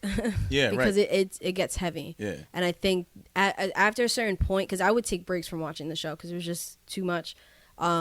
I think at a point they started realizing that. So not only you're gonna get like a filler episode, but it'll be like absolutely ridiculous. It'll still kind of okay. Well, yeah. By now you actually. I remember I was watching a random show on CW a couple years ago, and they had like in between commercials they were promoting the Halloween episode, and it was like a super goofy episode. Like that's how they were promoting in the commercial. Yeah. I was like, for Supernatural. Yeah. This is years ago. So I'm like, all right. So at the time, I didn't pay any mind. I'm like, all right, whatever the show is, there's just a bunch of dudes fooling around. I'm trying to remember. There was one where it was kind of funny. Where do you remember like where the shows where people would film it like a documentary, and they'd go into haunted places, so they bring that into the show. So it's funny. Most of the episode is filmed on like a camcorder where it's all green, and you just see Dean kind of like, who the fuck are you? Like, get out of my way. I like those episodes. And then you see them getting thrown around by a ghost and shit. Like, so they change up. That was mad. God damn it, Nina. Sorry, I gotta edit that part out. Sorry, but yeah, no, it's pretty cool. Like the way they change it up so that way, because they know it's heavy. They understand it's a lot. So they do little things here and there and like super funny episodes to kind of lighten the burden, I guess. Lighten the mood and shit. I get it. I fuck with it. I'm gonna keep going with it. I mean, it's 15 fucking seasons though, bro. Like this. It took me a while. Like quarantine was probably the only time I actually got through everything. Because before in the past, I'd just be like, I can't. Even when I used to watch Grey's Anatomy, I'm like, okay, I can't do this. I get distracted. It's to the point where I gotta be on my phone. I'm scrolling and seeing this stuff at the same time. Because I can't just put my phone down and then just turn off and just listen to this. There's too much other shit going on. So maybe now I take a little break. Maybe I'll get into it more. Yeah. But it's a lot. 15 seasons. And these are fucking 40, 50-minute episodes? Yeah, you'll know. Like about 40, 45. You'll know when they get to like the real, like the meat of the story. Then you have to pay attention. Well, it's kind of starting, right? With what I told you. Like what I found out. About all the kids with the powers and shit. Yeah, you'll start to find out more. I'm trying to like not spoil it. But it has to do around that somewhat? It's somewhat, yeah. I got you. So that's the beginning of the major storyline. And then it's the whole show, most of it anyway, is around that storyline. Yeah. And like it won't be about just the kids anymore, like the other kids there. But you'll start to see as it develops. So yeah. Gotcha. All right, check. We back. We just left off talking about the supernatural stuff.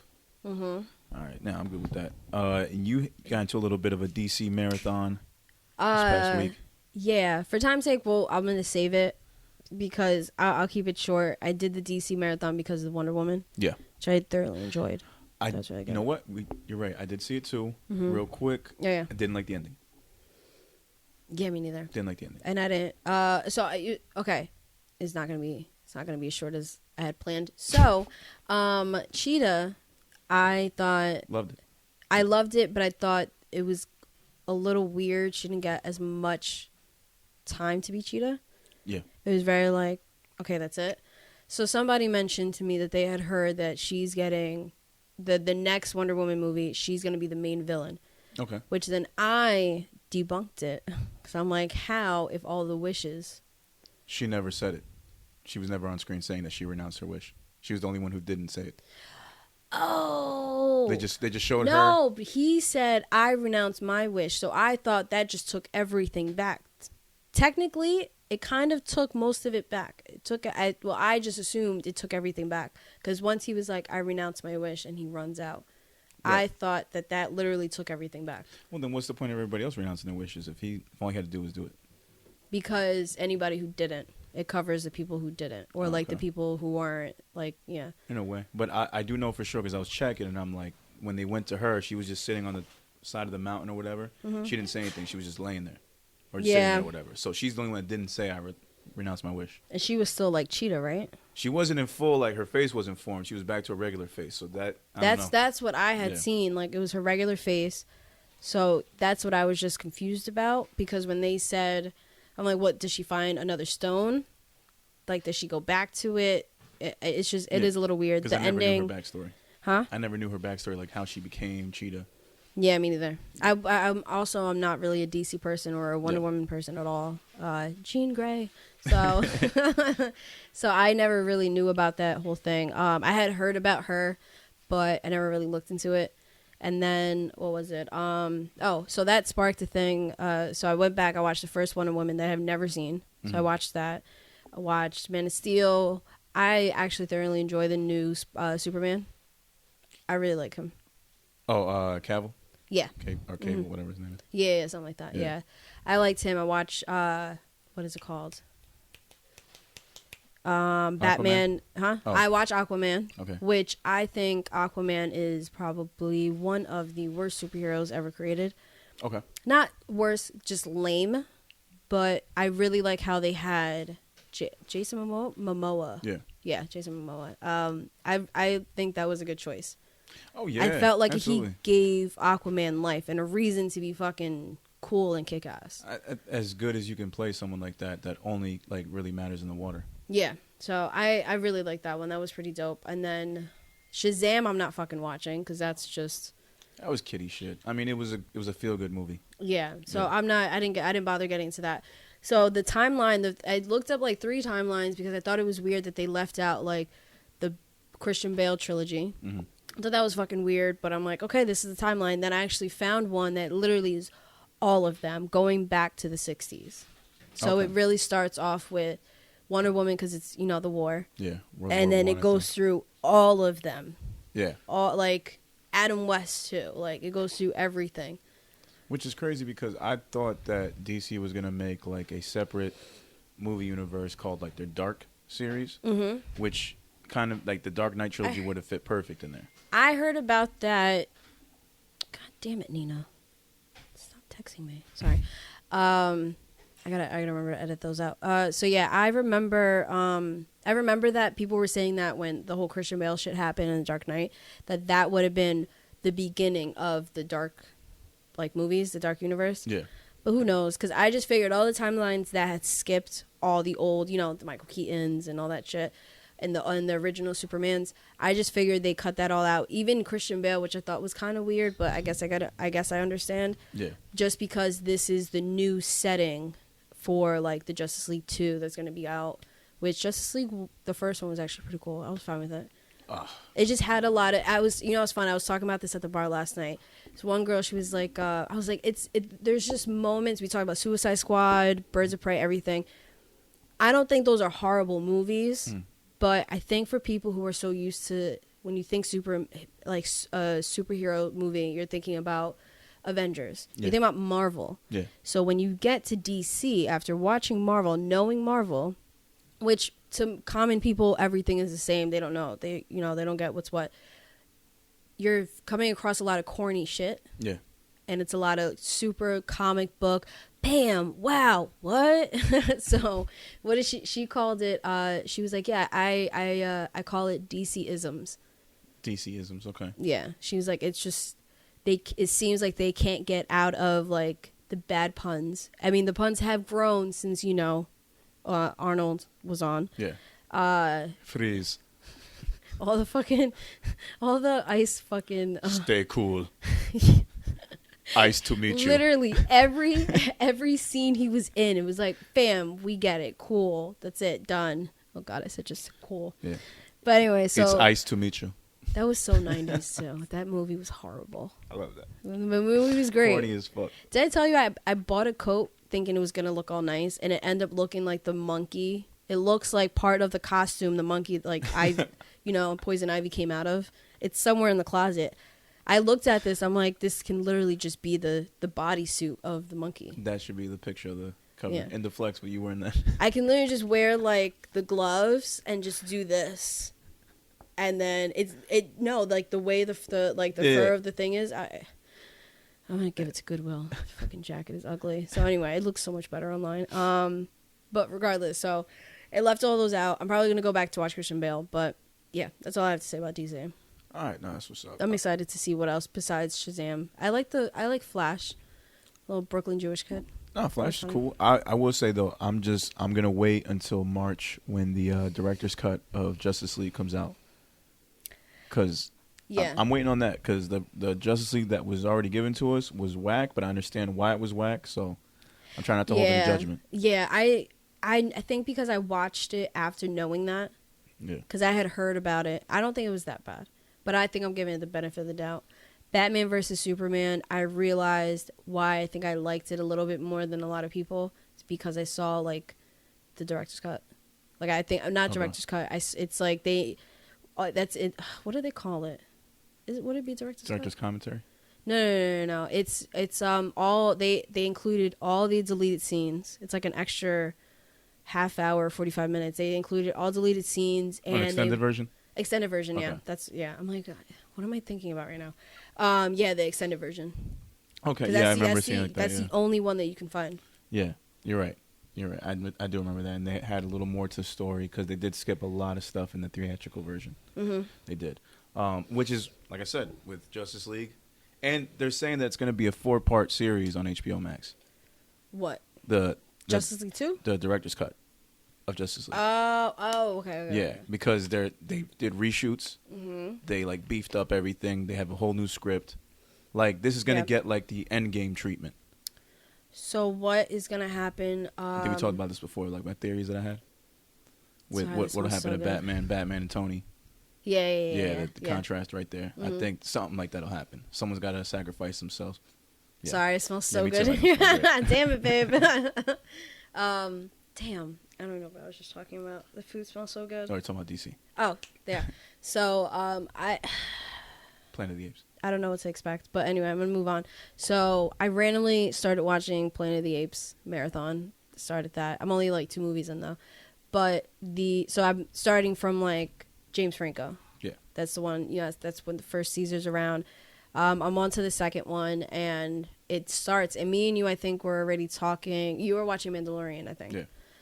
And all of a sudden, it starts with like this crazy, just wild shit of just pandemic and. Yeah, I saw flu pandemic in that video, and I freaked out. Yeah, the intro to Rise Dawn. of the Planet. No, Dawn. Rise is the first one. Dawn is the second one, I think.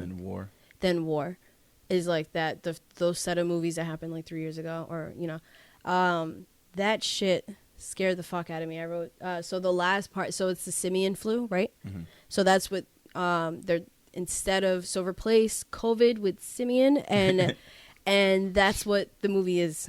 That's literally like the intro of the movie, and they're showing clips. They got Obama talking about escape plans. Yeah, it's just insane to me. Evacuation, and set up your things, make sure your family's good, and riots and all that crazy shit. And the last line of that before like they actually like announced the movie and started is, those who aren't killed by the virus will probably die in the fighting. So maybe this is it. This is how it ends. Yeah. Pretty soon, there won't be anyone left. Yeah. That's some wild shit. But instead of apes, it's bats. Fucking bats. And like I was saying before, which it was funny because we were texting. I'm like, no, oh my God, we're potting. I'm done with this. I'm not going to get bit by a bat and turn into a bat. But that's an actual character in DC, by the way. Man-Bat. It was the reverse bat. Oh my God, that's right. I forgot about that one. Yeah. Just a big-ass dude. And he's just, like, his blue jeans are still barely on. And he's got wings.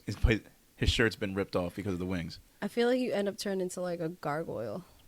Yeah, not a Man-Bat, because that Man-Bat looks ugly as shit. Yeah, he was really ugly. I forgot about that one. I thought you were literally just flipping it around. Yeah, right. You would think so, but it's an actual character.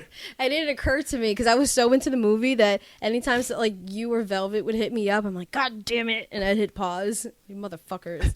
I was trying to watch the first movie. Took me forever because we were trying to figure out what I sent her the old beat. Yeah. So I was like, fuck. So anyway, but that shit was just hilarious to me. I mean, not hilarious. It was scary. It was scary as fuck, but our conversation about it afterward. Oh, no, but that's just that video. Yeah, you show it to somebody now. Mm-hmm. Yeah, that would scare the shit out. I would think it's real. But like the world gets taken over by bats. That I can't see. I can see apes, sure. Apes makes a lot more sense. Apes makes more sense. Bats? What, flying things? Ain't no flying thing gonna take over. I mean, it's pretty... But like, imagine if it's rats with wings. Right? Yeah, the niggas don't even have thumbs. Listen, it's rat. Yeah, they can't do much. Yeah. But if it's rats with wings, then what if in China, that's what they're... Sorry, I don't mean to get all Trumpish and shit, but that's what happened. They were experimenting on these bats. Got scratched. With the flujitsu? Yeah. Because it's funny because I had seen this movie when it came out, but as I'm watching it, I'm like, the first one, I'm like, how the fuck does everybody get sick again? And I'm like, did Caesar sneeze on somebody? Like, what happened? But it was Koba. It was the one that like was all fucked up, the one that died in the second one. It was him, like, who he started bugging out and scratched the one guy. Like, of course, the only nice scientist that works in that fucking lab. That's how it happened. Mm-hmm. I'm remembering everything now again. And it's the same guy who saved Caesar, who found the baby and gave him to James Franco. And he was like, listen, like, just take care of him until I can find, like, something else. And he was like, I was forced to put down all the others, which is so sad. Yeah. That shit kills me. He's like, I had to put down everybody else. And he leaves, like, the euthanize, the shit behind. And then James Franco just ends up, keeping Caesar. That's just like Hollywood, too. To make the motherfucker that tried to help be the one that started all the shit off. Yeah. That's just like Hollywood to do some shit like that. I mean, rightfully, he sneezed on the asshole that lived next door. But it's just wild to me. And all of a sudden, like, I'm like, when he was, I didn't know he was a pilot. And, like, you see him, like, about to...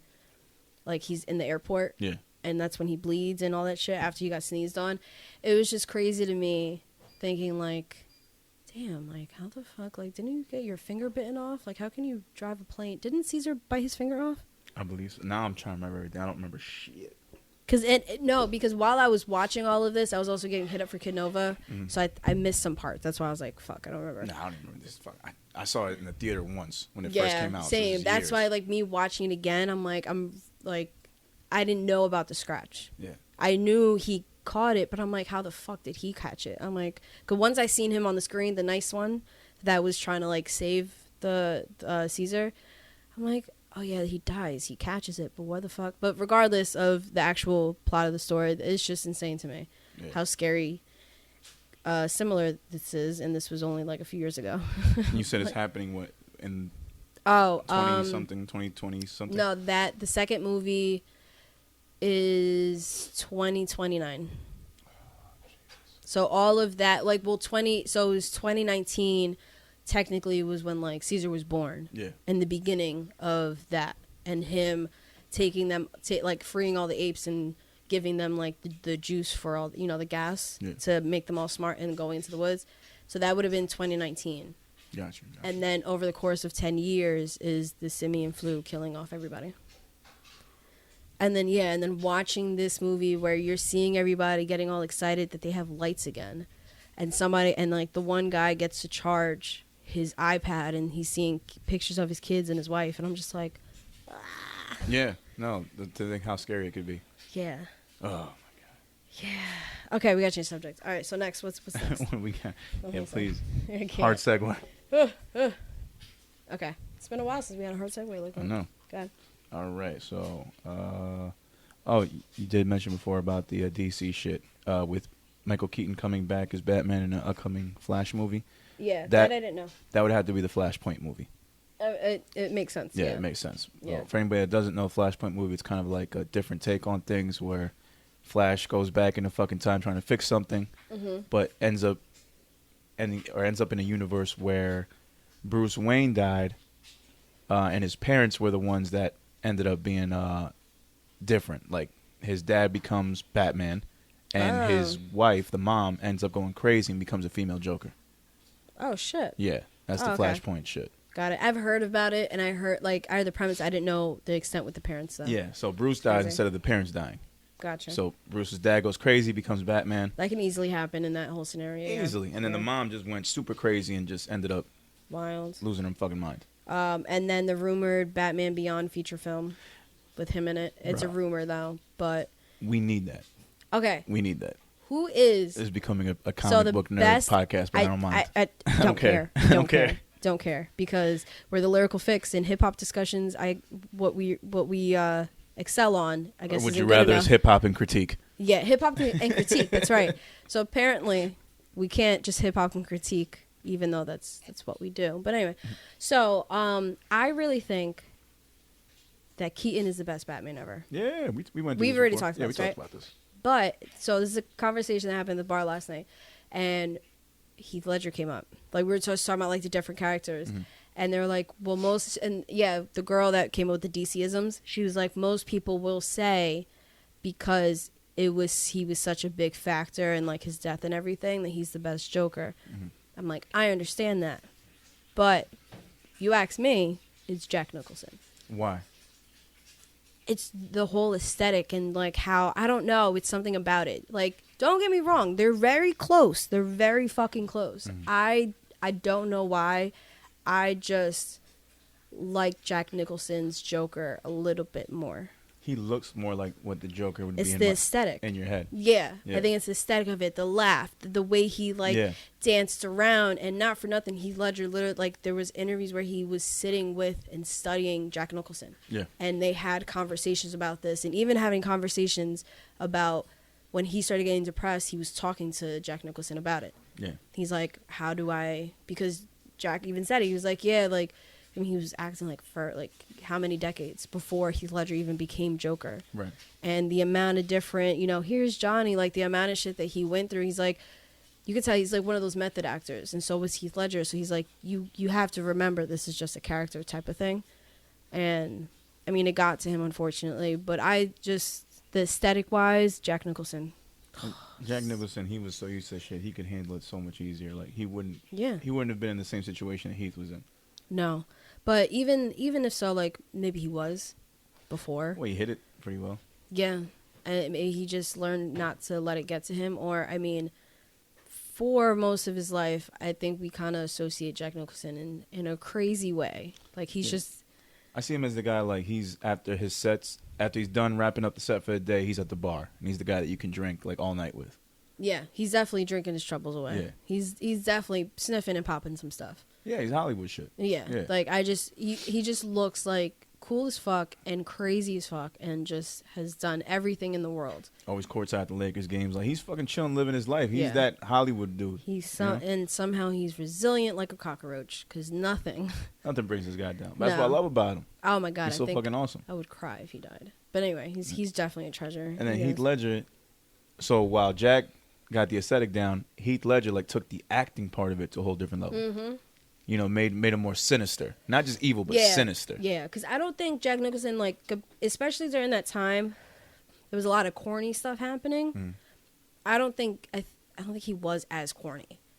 But it was funny because when she was like, no, he was Two-Face. Like, we had this whole, and I looked at her, I'm like, bitch, I am not DC person, but when we're talking about 80s and 90s movies, I know. Yeah. It's like Tommy Lee Jones was Two-Face, which I actually liked him, even though that movie was trash. I liked him as Two-Face. Okay. He was the highlight of that movie. Well, because it was a different type of Two-Face, because the Two-Face we saw, Tommy Lee Jones, he wasn't the mayor first. No, that was different. He was just straight up Two-Face. Oh no, not like comparing him to. I don't remember the actor's name, but not comparing him to it. But just hold on real quick. Wait, you got it. Not comparing him to the other two, the newer Two-Face from Dark Knight. But I'm just saying because like she got them confused. Got you. Like, 2 different movies. Which that guy's name is? I forget that guy's name, but he's a good actor too. Yeah, I'm seeing his face, but I don't remember his name. He's got a butt chin. Yeah. Which I don't think he took it. It was completely 2 different Two-Faces, pretty much. Like you saw him, like the madness got to him, and yeah. But regardless of that, I think Jack Nicholson was amazing. Ironically enough, that guy with that Harvey Dent, whatever Two-Face, had a perfect Batman face, the butt chin and everything. I could see that guy playing Batman. Harvey Dent. The guy that played. Oh yeah. Yeah, like he just had that aesthetic to him. Yeah. The facial features, strong jaws, line or whatever you want to call it. Well, I just realized from the Christian Bale trilogy. Well, it's not his trilogy, but I'm just saying it because he was Batman for those three movies. The detective, what's his name? Gordon. Yeah, he's Planet of the Apes. He's the one that I just realized. I was just talking about him. He's the one that has the iPad. Oh, Gary Oldman. Yeah. I was like Gary something. I forgot his last name. Harry Potter movies and everything. That dude's a great actor. Oh my god, he's amazing. Sorry, I just realized I was just talking about him.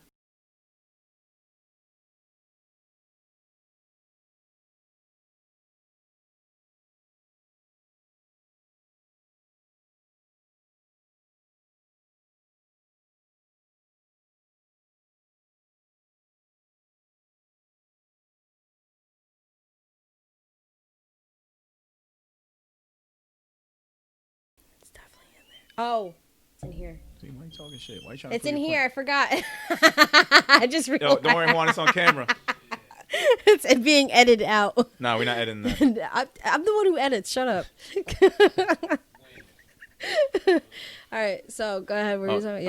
It's crazy how they didn't how they introduced Riddler in the Dark Knight trilogy. You saw who it was, right? I don't think I got. Did I not see that? The movie after Dark Knight, I don't think I saw. Dark Knight Rises? Yeah, Dark Knight Rises. I don't think I've seen it. I think it's in is that first Dark one? Knight. No, I think it's in the So it's in one of. Was he? He wasn't in Dark Knight.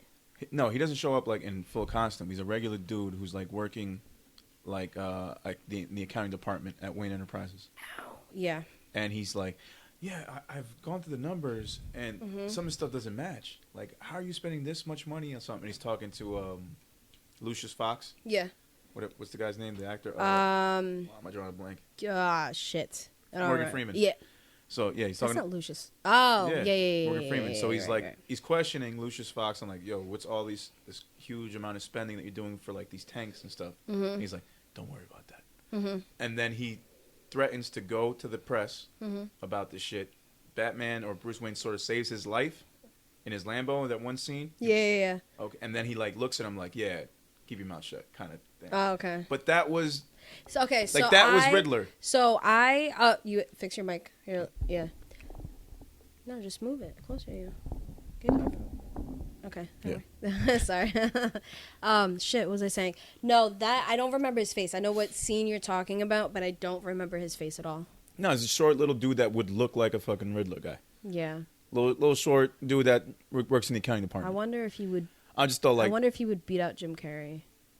Nah, I don't know. Because Jim Carrey he's a one of a kind. Yeah. But that was way too good. At that point, that was the Tim Burton directed joint, so they had to make Jim Carrey look like a fucking freak. Like the guy was in a neon green leotard with question marks all over him. Like it's Tim Burton. Give the guy a little more. Yeah. Like that's what you expected. Yeah, no, I know. But no, that shit. I gotta watch the trilogy. It wasn't in the. Jesus Christ. I know it smells really good. I think this is the food that he got from his mom's. Makes sense. Nothing like mama's food. So good. So anyway, off of DC, what else you want to talk about? My bad. Let's get into some actual look at this one stuff behind outside of the comic book nerd shit. All right, we're actually gonna get to music. What are you doing? Listen. You're trying to get in the camera. Look at him. Oh my god. Go. You camera whore. Get the fuck out of the. All of a sudden, he's comfortable enough around you, but he won't let you pet him. All right, come on, we're on camera. We gotta go. All right. Anyways, so 5 minutes. 9 minutes? 5. 5 minutes. Okay, let's do it real quick then. So with this Verzuz that came out, we missed the last one that came out with E40 versus Too Short. Did you see any of it? Did you hear anything about it? I don't know what I was doing, but I didn't watch it. I was busy that night too. I did not get to watch it. I did see highlights. It's fucking great. Culture one. Oh, it was the fight, Canelo fight. That's right. The culture one for that one. Yeah. We'll just leave it at that. Yeah, I heard him. Next Verzuz, 50 Cent has proposed Drake versus Lil Wayne. How do you feel about it? I think it's the best matchup for Drake and for Wayne. Yeah. It's fair. No, I do. There's a whole soundbite, but I don't have to play Perfect mentor versus, student. Yeah. I think it'd be perfect, and there wouldn't be any beef between them. Mm-hmm. No, I wouldn't. I think it'd be all love and shit. I don't think they could play the songs that they're together, though. No, that would be cheap. Unless they do it at the end, kind of how, like, Gucci and Jeezy did it. Yeah, Jeezy did it. Yeah, but these guys got a lot. I almost said together. Jock for some reason. I was like, ooh, wrong one. You could play Truffle Butter. You could play 0 to 100. You could play. It's a lot of stuff. It's a lot of stuff they got together. Even from the first mixtape. So Far Gone. Yeah, So Far Gone. Yeah. No, before that. Or it was technically after So Far Gone, I think. Or whatever Weezy mixtape had on where Drake was first introduced. Yeah. Oh yeah. But that's the thing about them. They got enough songs, and I would love to see Wayne pull something out of like his first album, and use it like in there, like Block Is Hot. Yeah. Like he could throw that on. Fireman shit. Yeah, I'm sure that could be one of Drake's tracks. But Drake could, he's so strong he could go either the rap route or the R&B route or the feature route. No.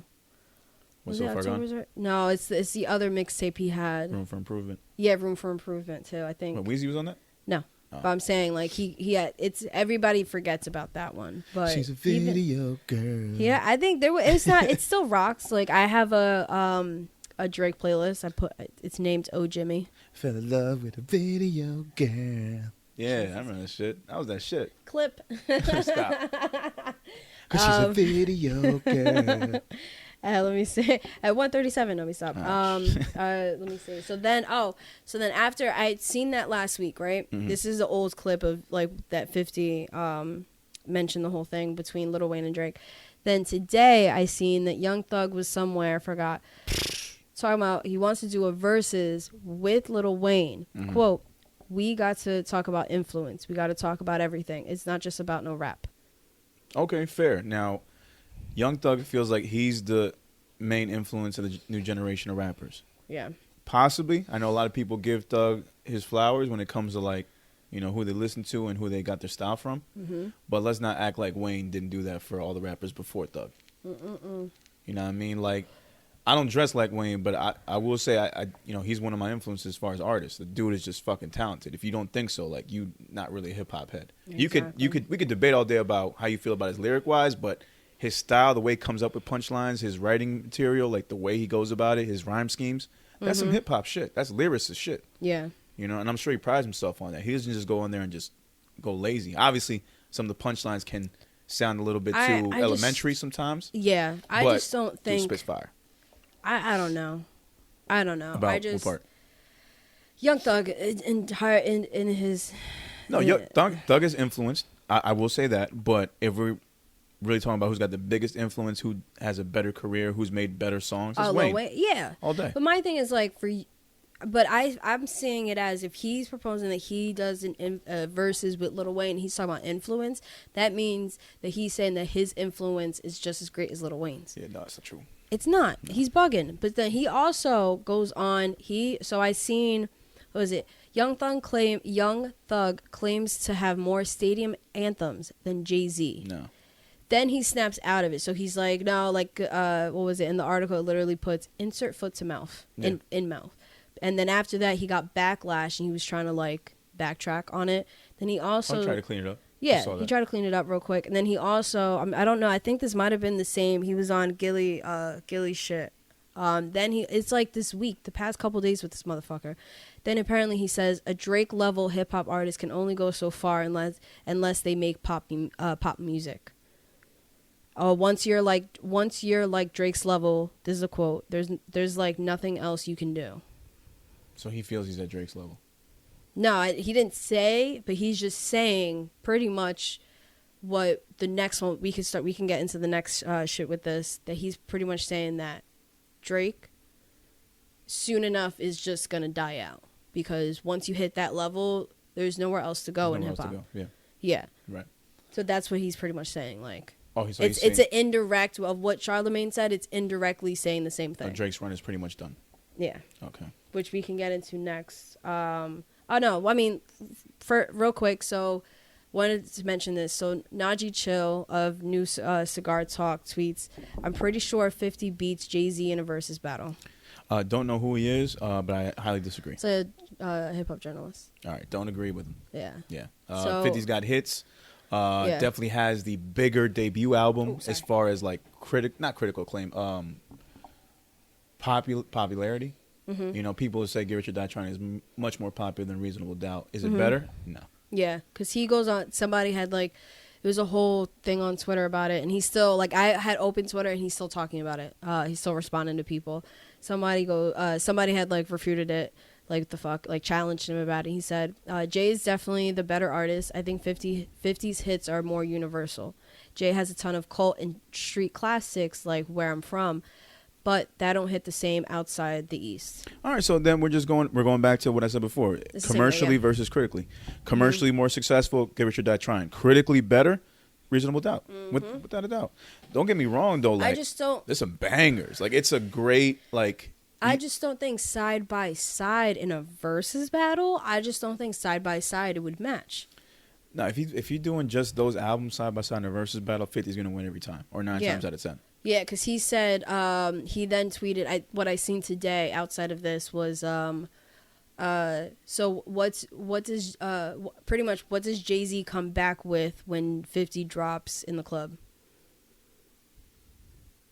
You could do any one of Jay's joints. You could do, I mean, when I say any one of his club joints. I'm trying to remember the name right now. Big Pimpin'. Yeah, Big Pimpin' for sure. You Don't Know? You Don't Know, the Pharrell shit. Damn it. What, Change Clothes? Change Clothes. Nah, that won't match with. Really? In the club, no.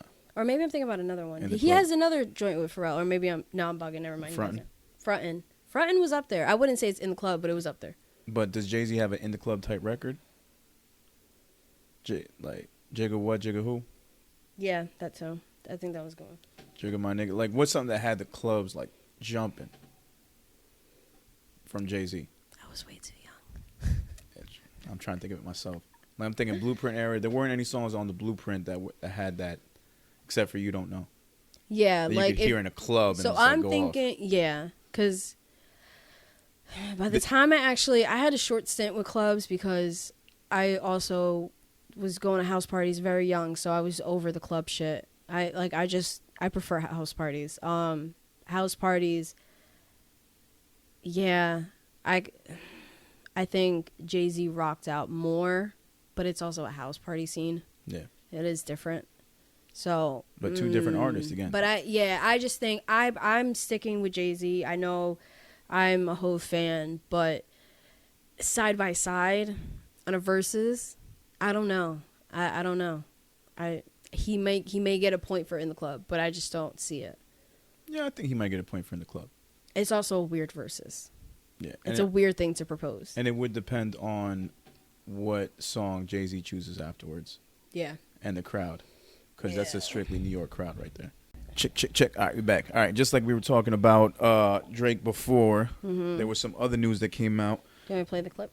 Yes, play the clip. You got that? I didn't know you had I was going to say, are you looking forward to Drake's new project? No. I forgot about you. Wait. Why not? For all the same reasons for all the same reasons we love Kendrick. Kendrick makes us wait. Kendrick gives us something to look forward to. Kendrick, takes his time. So if he wouldn't have dropped Dark Lanes, you would be interested in this Loverboy tape? I just don't know what Drake has given us so much music that I don't know if he has another gear. You know what I'm saying? Like we know Kendrick has another gear. He shows us that with every project. Drake has given us so much. I don't know if he has another gear, so therefore I'm not looking forward to anything. Okay. I mean, there's another one if you want. No, I think that's a good enough point right there. It's a valid enough point. I mean, eventually artists fucking run out of steam. Yep. Like, this shit happens to everybody, the best of them. And Drake's been on top for damn near a whole fucking decade. Like, no one else has been able to do that shit. Not even Jay-Z started that way. Yeah. You know, I mean, he had to build up to that shit. So, but I mean, do I think he's wrong? A little bit. I think Drake can find a different pocket to roll in and make it work for himself. Honestly, I don't think he even necessarily needs another pocket. I can see what he's talking about. He's done so many different things.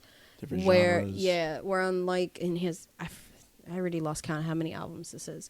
But like I can see what he's talking about where it's like it's been a lot. It's almost been like oversaturation of Drake. Yeah. Where if you compare him to Kendrick, I don't think you can compare, but if you do compare him to Kendrick kind of makes us wait up for it. Yeah. Do I think Kendrick is like on some S-double shit, like sitting on a mountain of music? Hell yeah. Yeah, most likely. He probably has projects planned out. You know what Drake's missing? What? A concept album. Yes. Yeah. I will agree. Yes, he doesn't have a good concept album. I don't think he has one at all. At all yet. Yeah. You're right, actually. I mean, his albums may have had a story behind them, but there was no concept behind it. Yeah, like, it's a lot of different, like he gives a lot of different ranges.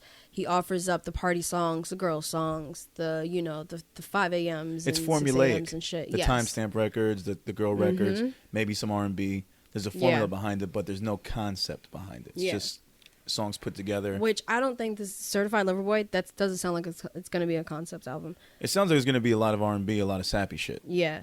I feel like if there was a concept, he would have been good with like Scorpion. Like if that was the name of it, that could have been easily a concept. Yeah, Sade and because the whole you can go whichever way you can do. Like what was the turtle? Is it turtle or the frog with the scorpion? I don't even know what you're talking about now. I forget. It's like an old saying where he's like, "Oh, I'll take you to the other side of the lake. Just don't." I don't know that one. No, I don't know that one. Oh, okay. Well, it's kind of like the tortoise in the hare for a second. No. It's not that. No, it's like Scorpion's trying to get on the other side. He's like, all right, well, just don't sting me, and I'll take you to the other side. He's like, all right, bet, deal. Takes him to the other side, ends up stinging him, and then he's like, what? And they're both drowning because scorpions can't swim. Right. And he's like, well, why'd you do that? He was like, oh, it's my nature. I can't help myself. So, like, I could see it that way. Life or, lesson. yeah. Or I can see him playing on the sign itself. So, I like it. That could have been a concept where it could have been like a personal thing about himself, but maybe it it wasn't. Still can be.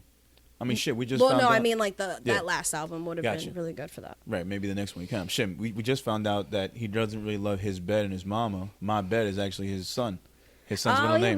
We never actually said that on air. I forgot. I forgot about that. So apparently that's been brought up in the news that Drake's son, his middle name is Mabed, Mahbed. Where if you listen to God's plan, I only love my bed and my mama. I'm sorry. He was never talking about his actual piece of furniture that he sleeps in. He was talking about his son, Mabed, Adonis, Mabed, Graham. The child of a porn star is named Mabed. The middle name. It's just. Well, I mean, little on the nose. It could be my floor, my kitchen counter, the pool, my pool, next to the pool, my bus, my car, my backseat, my casting couch, my couch. I only love my couch and my mom. Oh shit, that was funny. Yeah, no, I mean, look, I think he'll be able to provide a little something, at least hit songs. He'll be able to have songs that we can dance to, that we can vibe to, that we can reminisce about past loves with, shit like that. He's good for that. Yeah. J. Cole and Kendrick. Caption shit. Yeah. They got to give us full-fledged projects, For Your Eyes Only, Damn, that tell a story, To Pimp a Butterfly, Born Sinner. I think they're good that way. They don't have to necessarily, like, get down with the formula. Yeah, like, I see a Drake album like a collection of really, really good songs. I see Kendrick and Cole as like works of art. Yeah, with their for albums. sure. Yeah.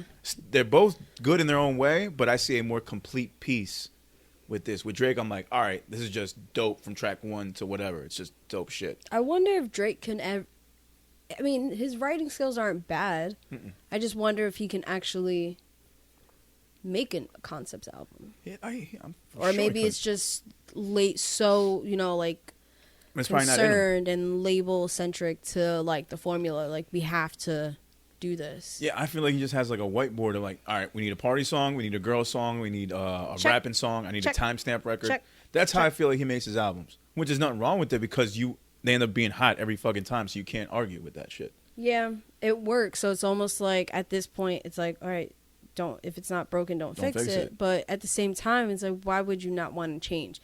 So if he were to switch gears, he still has that gear left. Yeah. He still has a concept album. He can make multiple concept albums. He still has that to tap into. Because like, how do you challenge yourself? You've been number one for so long.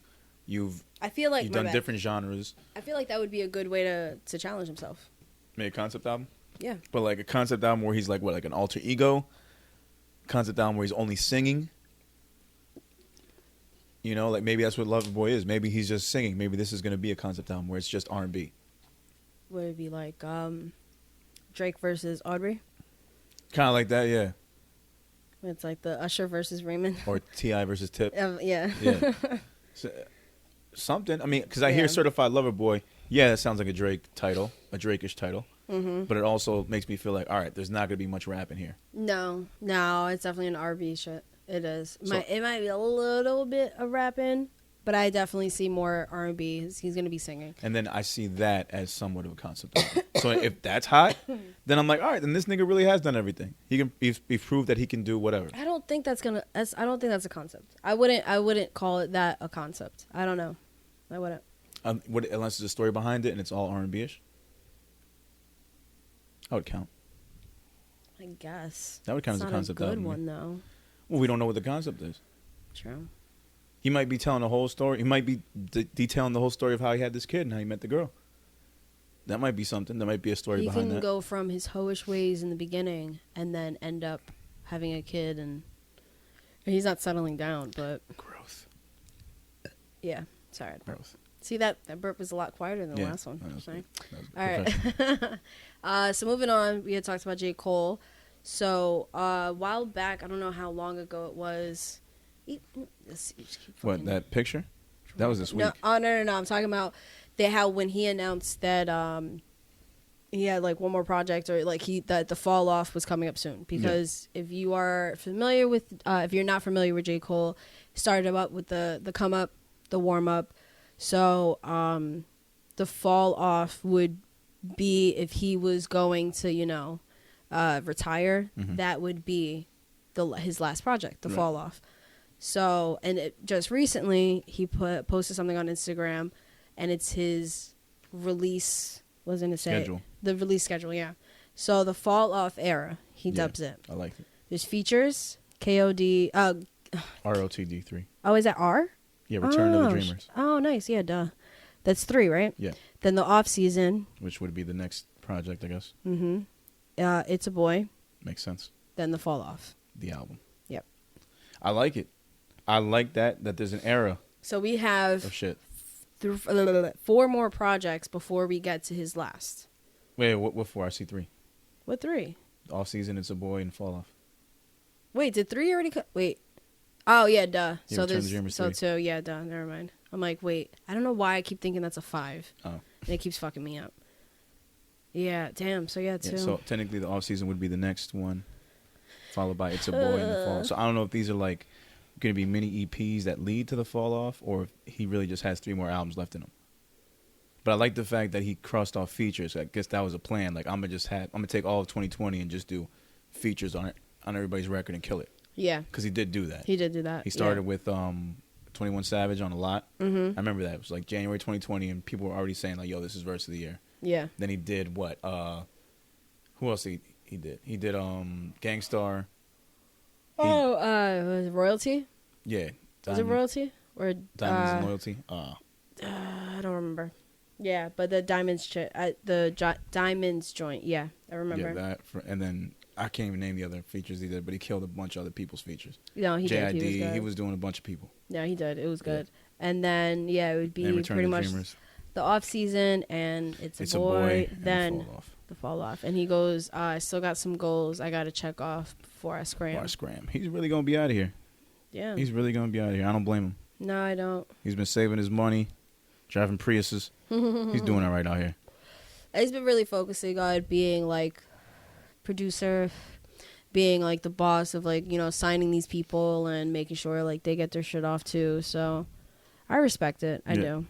No, I mean, but with all the shit going on, it sounds like he's still here for a minute, though. He's still got a little bit to do. I don't think these next 3 projects are coming out in in 2021. He probably has them ready or almost done. I would hope something. I mean, he did drop that 2-pack. No, but I'm saying like it's not like the fall off is gonna be this time next year. Got you. Okay. I don't see that happening. Yeah, the 2-song pack. We might at least have J. Cole around for like at least maybe 3 more years. Maybe another feature. You never know. True. He might be like Jay, just doing features. Yeah. But that 2-pack. But it'll be like Dreamville features though. Yeah. In that specifically sense. Dreamville. Yeah. I was saying that I was looking for the 2-pack name. That was Lewis Street, and it had the songs Climb Back and Lion King on Ice. Mm-hmm. But those apparently are part of the fall off. So he gave people like a quick preview of the album. Oh yeah, no, that's right. That's when that came out. Is when right before they came out, when they were talking about like J. Cole's coming out with new music. Yeah.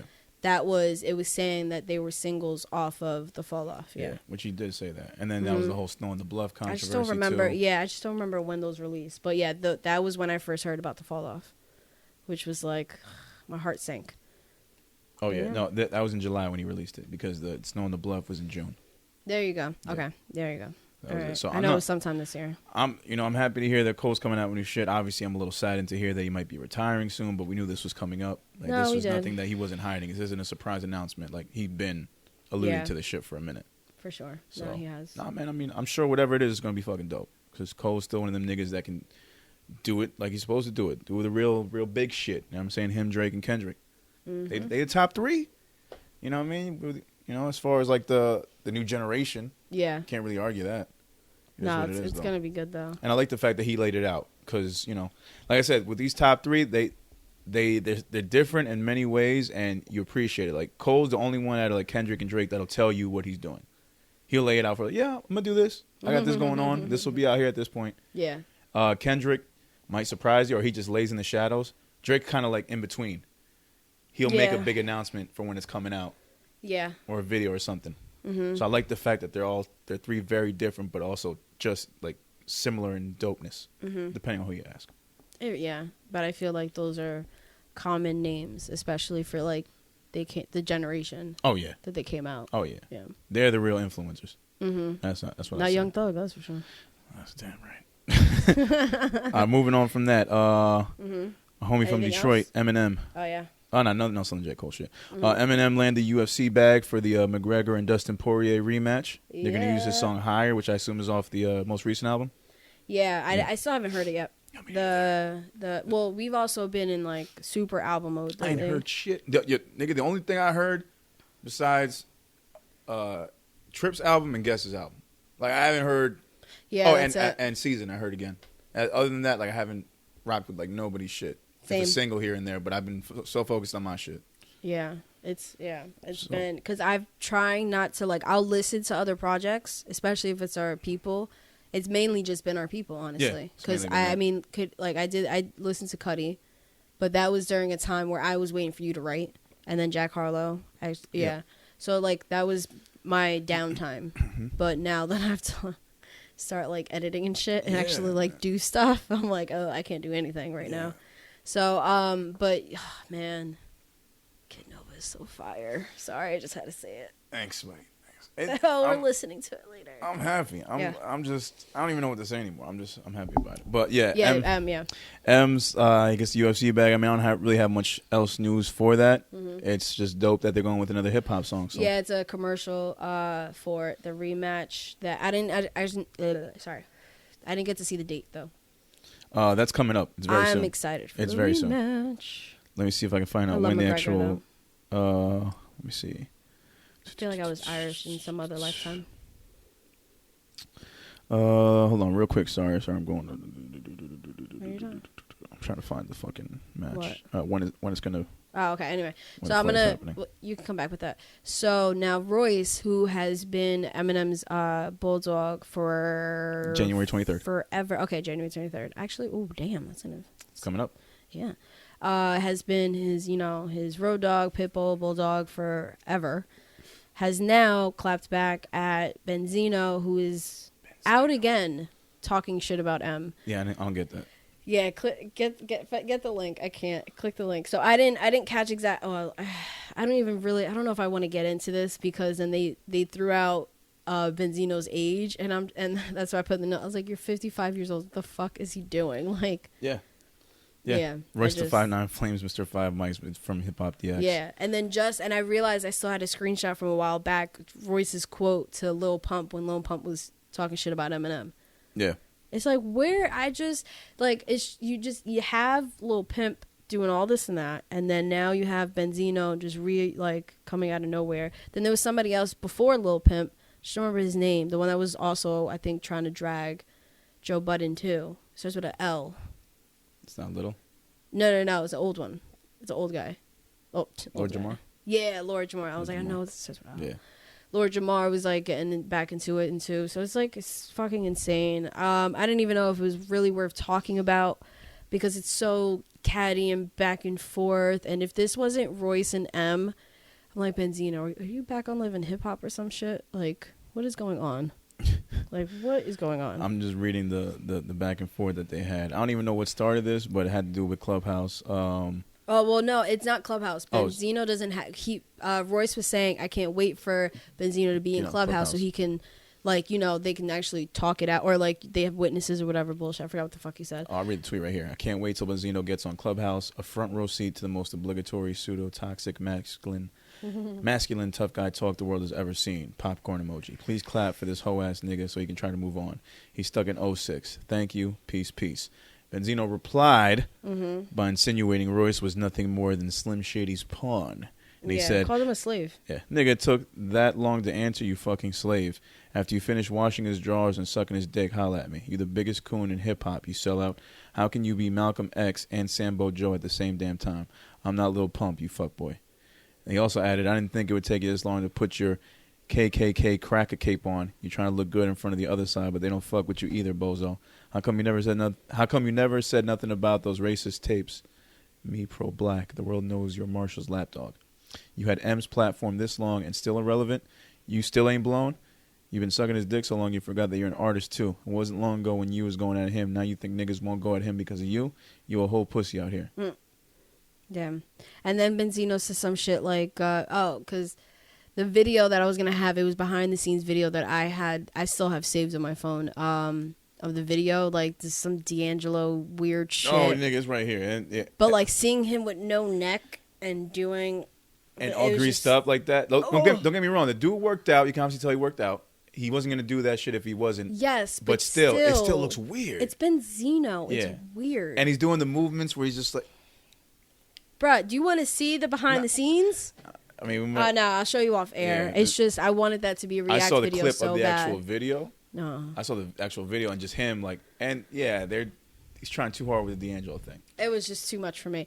But then, no, if you keep scrolling, you'll see something where he's pretty much saying, I think he said something like that what he's doing is great. Like, oh, I'm making, like, great music or something, whatever the fuck he said. He looks like a fucking turtle without a shell. Exactly. And then and then it's talking shit about, oh, and you and pretty much like him, that M and Royce are making trash music. I mean, look, I haven't heard Benzino's shit, so I can't say if it's trash or not. I'm going to assume it's trash. Compared to M and Royce... Well, yeah, but I'm sure there's people... compared to Royce, because baby... I'm sure there's people that fuck with Benzino shit, but look, point is, I'm sure this dude did not make the Allegory, didn't make the Book of Ryan, didn't make Layers. And how do you call somebody, and not to put weight on the Grammys at all, but how do you call somebody irrelevant if they're nominated for a Grammy? Well, I mean, that's... But you can't call them irrelevant. At the end of the day, you can't call them irrelevant. Yeah. They literally have a Grammy nom. Yeah, that's as relevant as you can get. Yeah. Yeah. As much as we trash Grammys, they also go for relevant shit. That is the most popular of the popularity contest. Yeah. Yeah. They may forget people accidentally or on purpose, but still, like, you can't... We pay attention. Yeah, like, what is the source? Like... Anymore, right. Like, you can't really, I don't know. And then this whole exchange ended with Royce posting that video of Benzino and saying, quote, I don't want no problems with you, Mr. 5 Mics in the source. Yeah. The streets know you dangerous when you desperate. Ain't no telling what lengths you're willing to elevate this misunderstanding to. So put your shell back on and go do karate with the rest of the Ninja Turtles.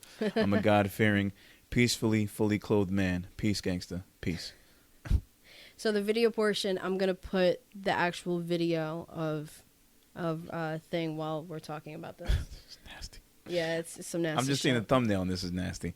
Oh no, it's just covered. It's just up to his shoulder. Like it still feels nasty. It's just very no. That's nothing. I'm not even editing this out. I'm going to find it if I can. I don't like this update. You know, they took away my update where if I share a story, it plays the video. Yeah. It took away took it away. Yeah, but the podcast still has it. But I don't. I hate that. I don't shit. have it either. It's weird. People were asking me. People were literally asking me, thinking I was hiding how to do it from them. I'm like, nah, man. That update is like. That was the only update that I actually liked, and they took it away. There's mad updates that be going in and out for me. All right, so as I play this for Pro, I'm going to play it. If y'all haven't seen that Benzino video, I suggest you try and look for it. I don't know the name of the song. He just looks greased up, and it looks fucking terrible to look at, but it's also funny at the same time. So at this point, I've already played the actual video. Mm-hmm. But now I'm going to play on the video portion YouTube. I'm going to play what I'm showing Pro right now. That was going to be the reaction video. Oh, no. Why is his pants so low? He's really... Bro, no. Look at the... But where's his neck? But where is his neck? I mean, I feel you there. What I will say, you know, as much as I want to hate on this, the guy, how old he is, what, 50s? He's in his 55, 50s. Yeah. Great shape. Great fucking shape, but the body still looks fucking weird. I think it's and I don't think the it's grease real. And the tattoos is not a good mix. I don't think it's real. You don't think the body's real? If it's not, then I don't. That shit's nasty. The pants were too fucking low. It's a little too much. He's showing the V cut. I'm good off that. Yeah, it's too much for me.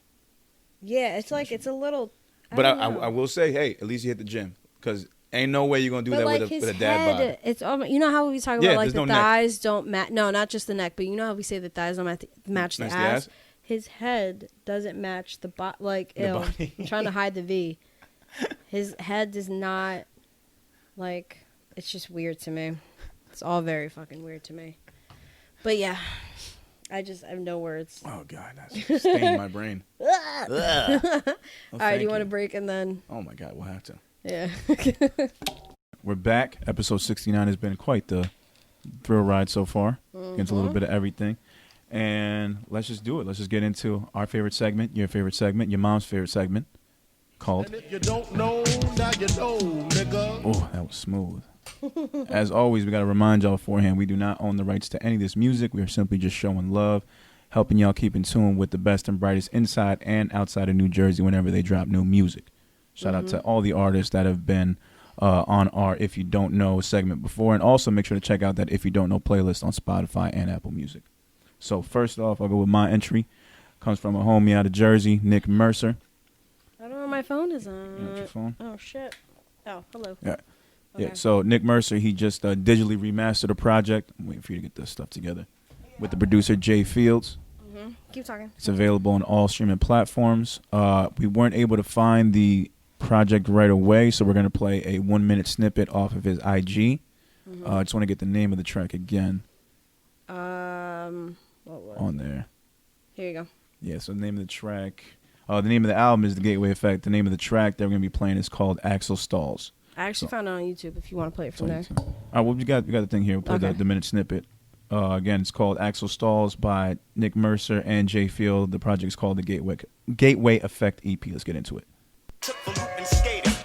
13 days, no school, no test, unless it's trade, flip, switch. Come on, that's 12 steps. No hot meals, quarter snacks and chips. He need a new deck, praying for sponsorship. When he go home, yo, his mom bruised up. His little brother crawling dirty, biting on an empty cup. Only saw his pops only once, shooting up. Same day he nollie, 10 stairs, left his face cut. How the fuck you gonna tell him do good in school when he learning to feel pain at home and on the street? How the fuck you gonna tell him film to get sponsored when every trick he landed consistent, let it be. He killed a struggle with the hard flips clean. Over that double set, he never seen EMB. Just the last days of the Brooklyn banks, cold on the street. Surviving on 4 wheels, he just trying to eat. I took the loop and skated. I took the loop and skated. I took the loop and skated. I took the loop and skated. I took the loop and skated. I took the loop and skated. I took the loop and skated. Get on my skateboard. All right, man. So again, that was off of the Gateway Effect EP. Jay Fields and Nic Mercer. Jay Fields, I just saw, is a producer from Germany doing his thing out here. And Nick always been nice with the beats and the rhymes, man. So it just sounds like it's a match made in heaven. So shout out to both of y'all. The Gateway Effect EP, it's been digitally remastered. It's available on all streaming platforms. We found it on YouTube just now. Yeah. So check it out there if you can't find it. But it's also on IG. You can check out Nic Mercer's IG, NICMERCER, for more information. We've had him before with another alumni, Center Blocks boy, Charlie, Servism. You know what I mean, doing his thing out here. So shout out to both of them. You know what I mean? Jersey. That's what it is. Who you got? All right. So my, if you don't know, I had two, and it's really hard to choose. Okay. I went with the rapper though. I'll save the R&B girl for next okay. time. This is, how would you say it? Oh, no. Javen?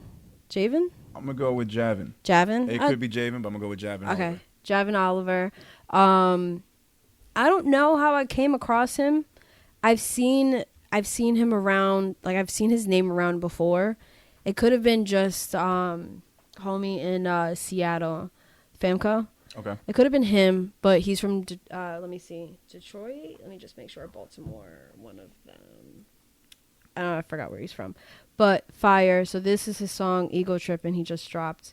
Actually, the video he dropped last month. There you go. Yeah. I think it's safe to say I'm the greatest rapper about this bitch. Probable cause when defined the odds. Baltimore artists cannot amount to this. Most of you niggas counterfeit. I thought of passion, you catch the rapture. A deadly bastard, I understand I'm cocky as shit. Hit your girl's phone, she replying fast like a text for verifications on social applications. At the signing in, I'm hotter than a lot of men. Fuck followers, you follow trends. I'm sleepy hollow with a bravado. Stronger than Arnold, nigga. Strong arm in the game with no record dealers. A spotter, nigga. Meal prep with the flesh of my rivals. I'm Jeffrey Dahmer, nigga. All these rookies claim they splitting, but they swallowing cocksuckers. You're not us. Cinematically block bust. Lock you inside a red box and watch your box. All his numbers drop. I'm your pops like a red box. Treat the game like Sanford and Son. Ravage your plans while simultaneously gathering funds. The damage is done. Salutations to my mans on the drums. A track buster. I smack mothers with mad structure. Hard to keep it modest when competition is lackluster. Never coming down from this hill. I'ma smash a mill with an attempt to go and bomb with her and her son like I'm Pax brother. Bungalows and cul-de-sacs. Everything's on my scope and map. I'm dropping random news. No regard to where friends or foes are at. No friendly small when you're trying to box with the guards. When you're writing down your bars out of Because if it wasn't for all that graffiti on there, it wouldn't have been that cool. This that music that's keeping you pressing play. Not to mention that has a good light. I like the location though. Man, you ain't fucking with Jay. Listen, this that music that going and make you say. This that music that's keeping you pressing play. This that music that from the beginning of the video. I just seen clips on Instagram. You really think that you was that untouchable? Is Bill Cosby comfortable playing the Dr. Huxtable? All right, that was Javen Oliver with Ego Trippin'. All right, you just said Javen. Wait. Javen. We don't know. That's the thing. We don't know.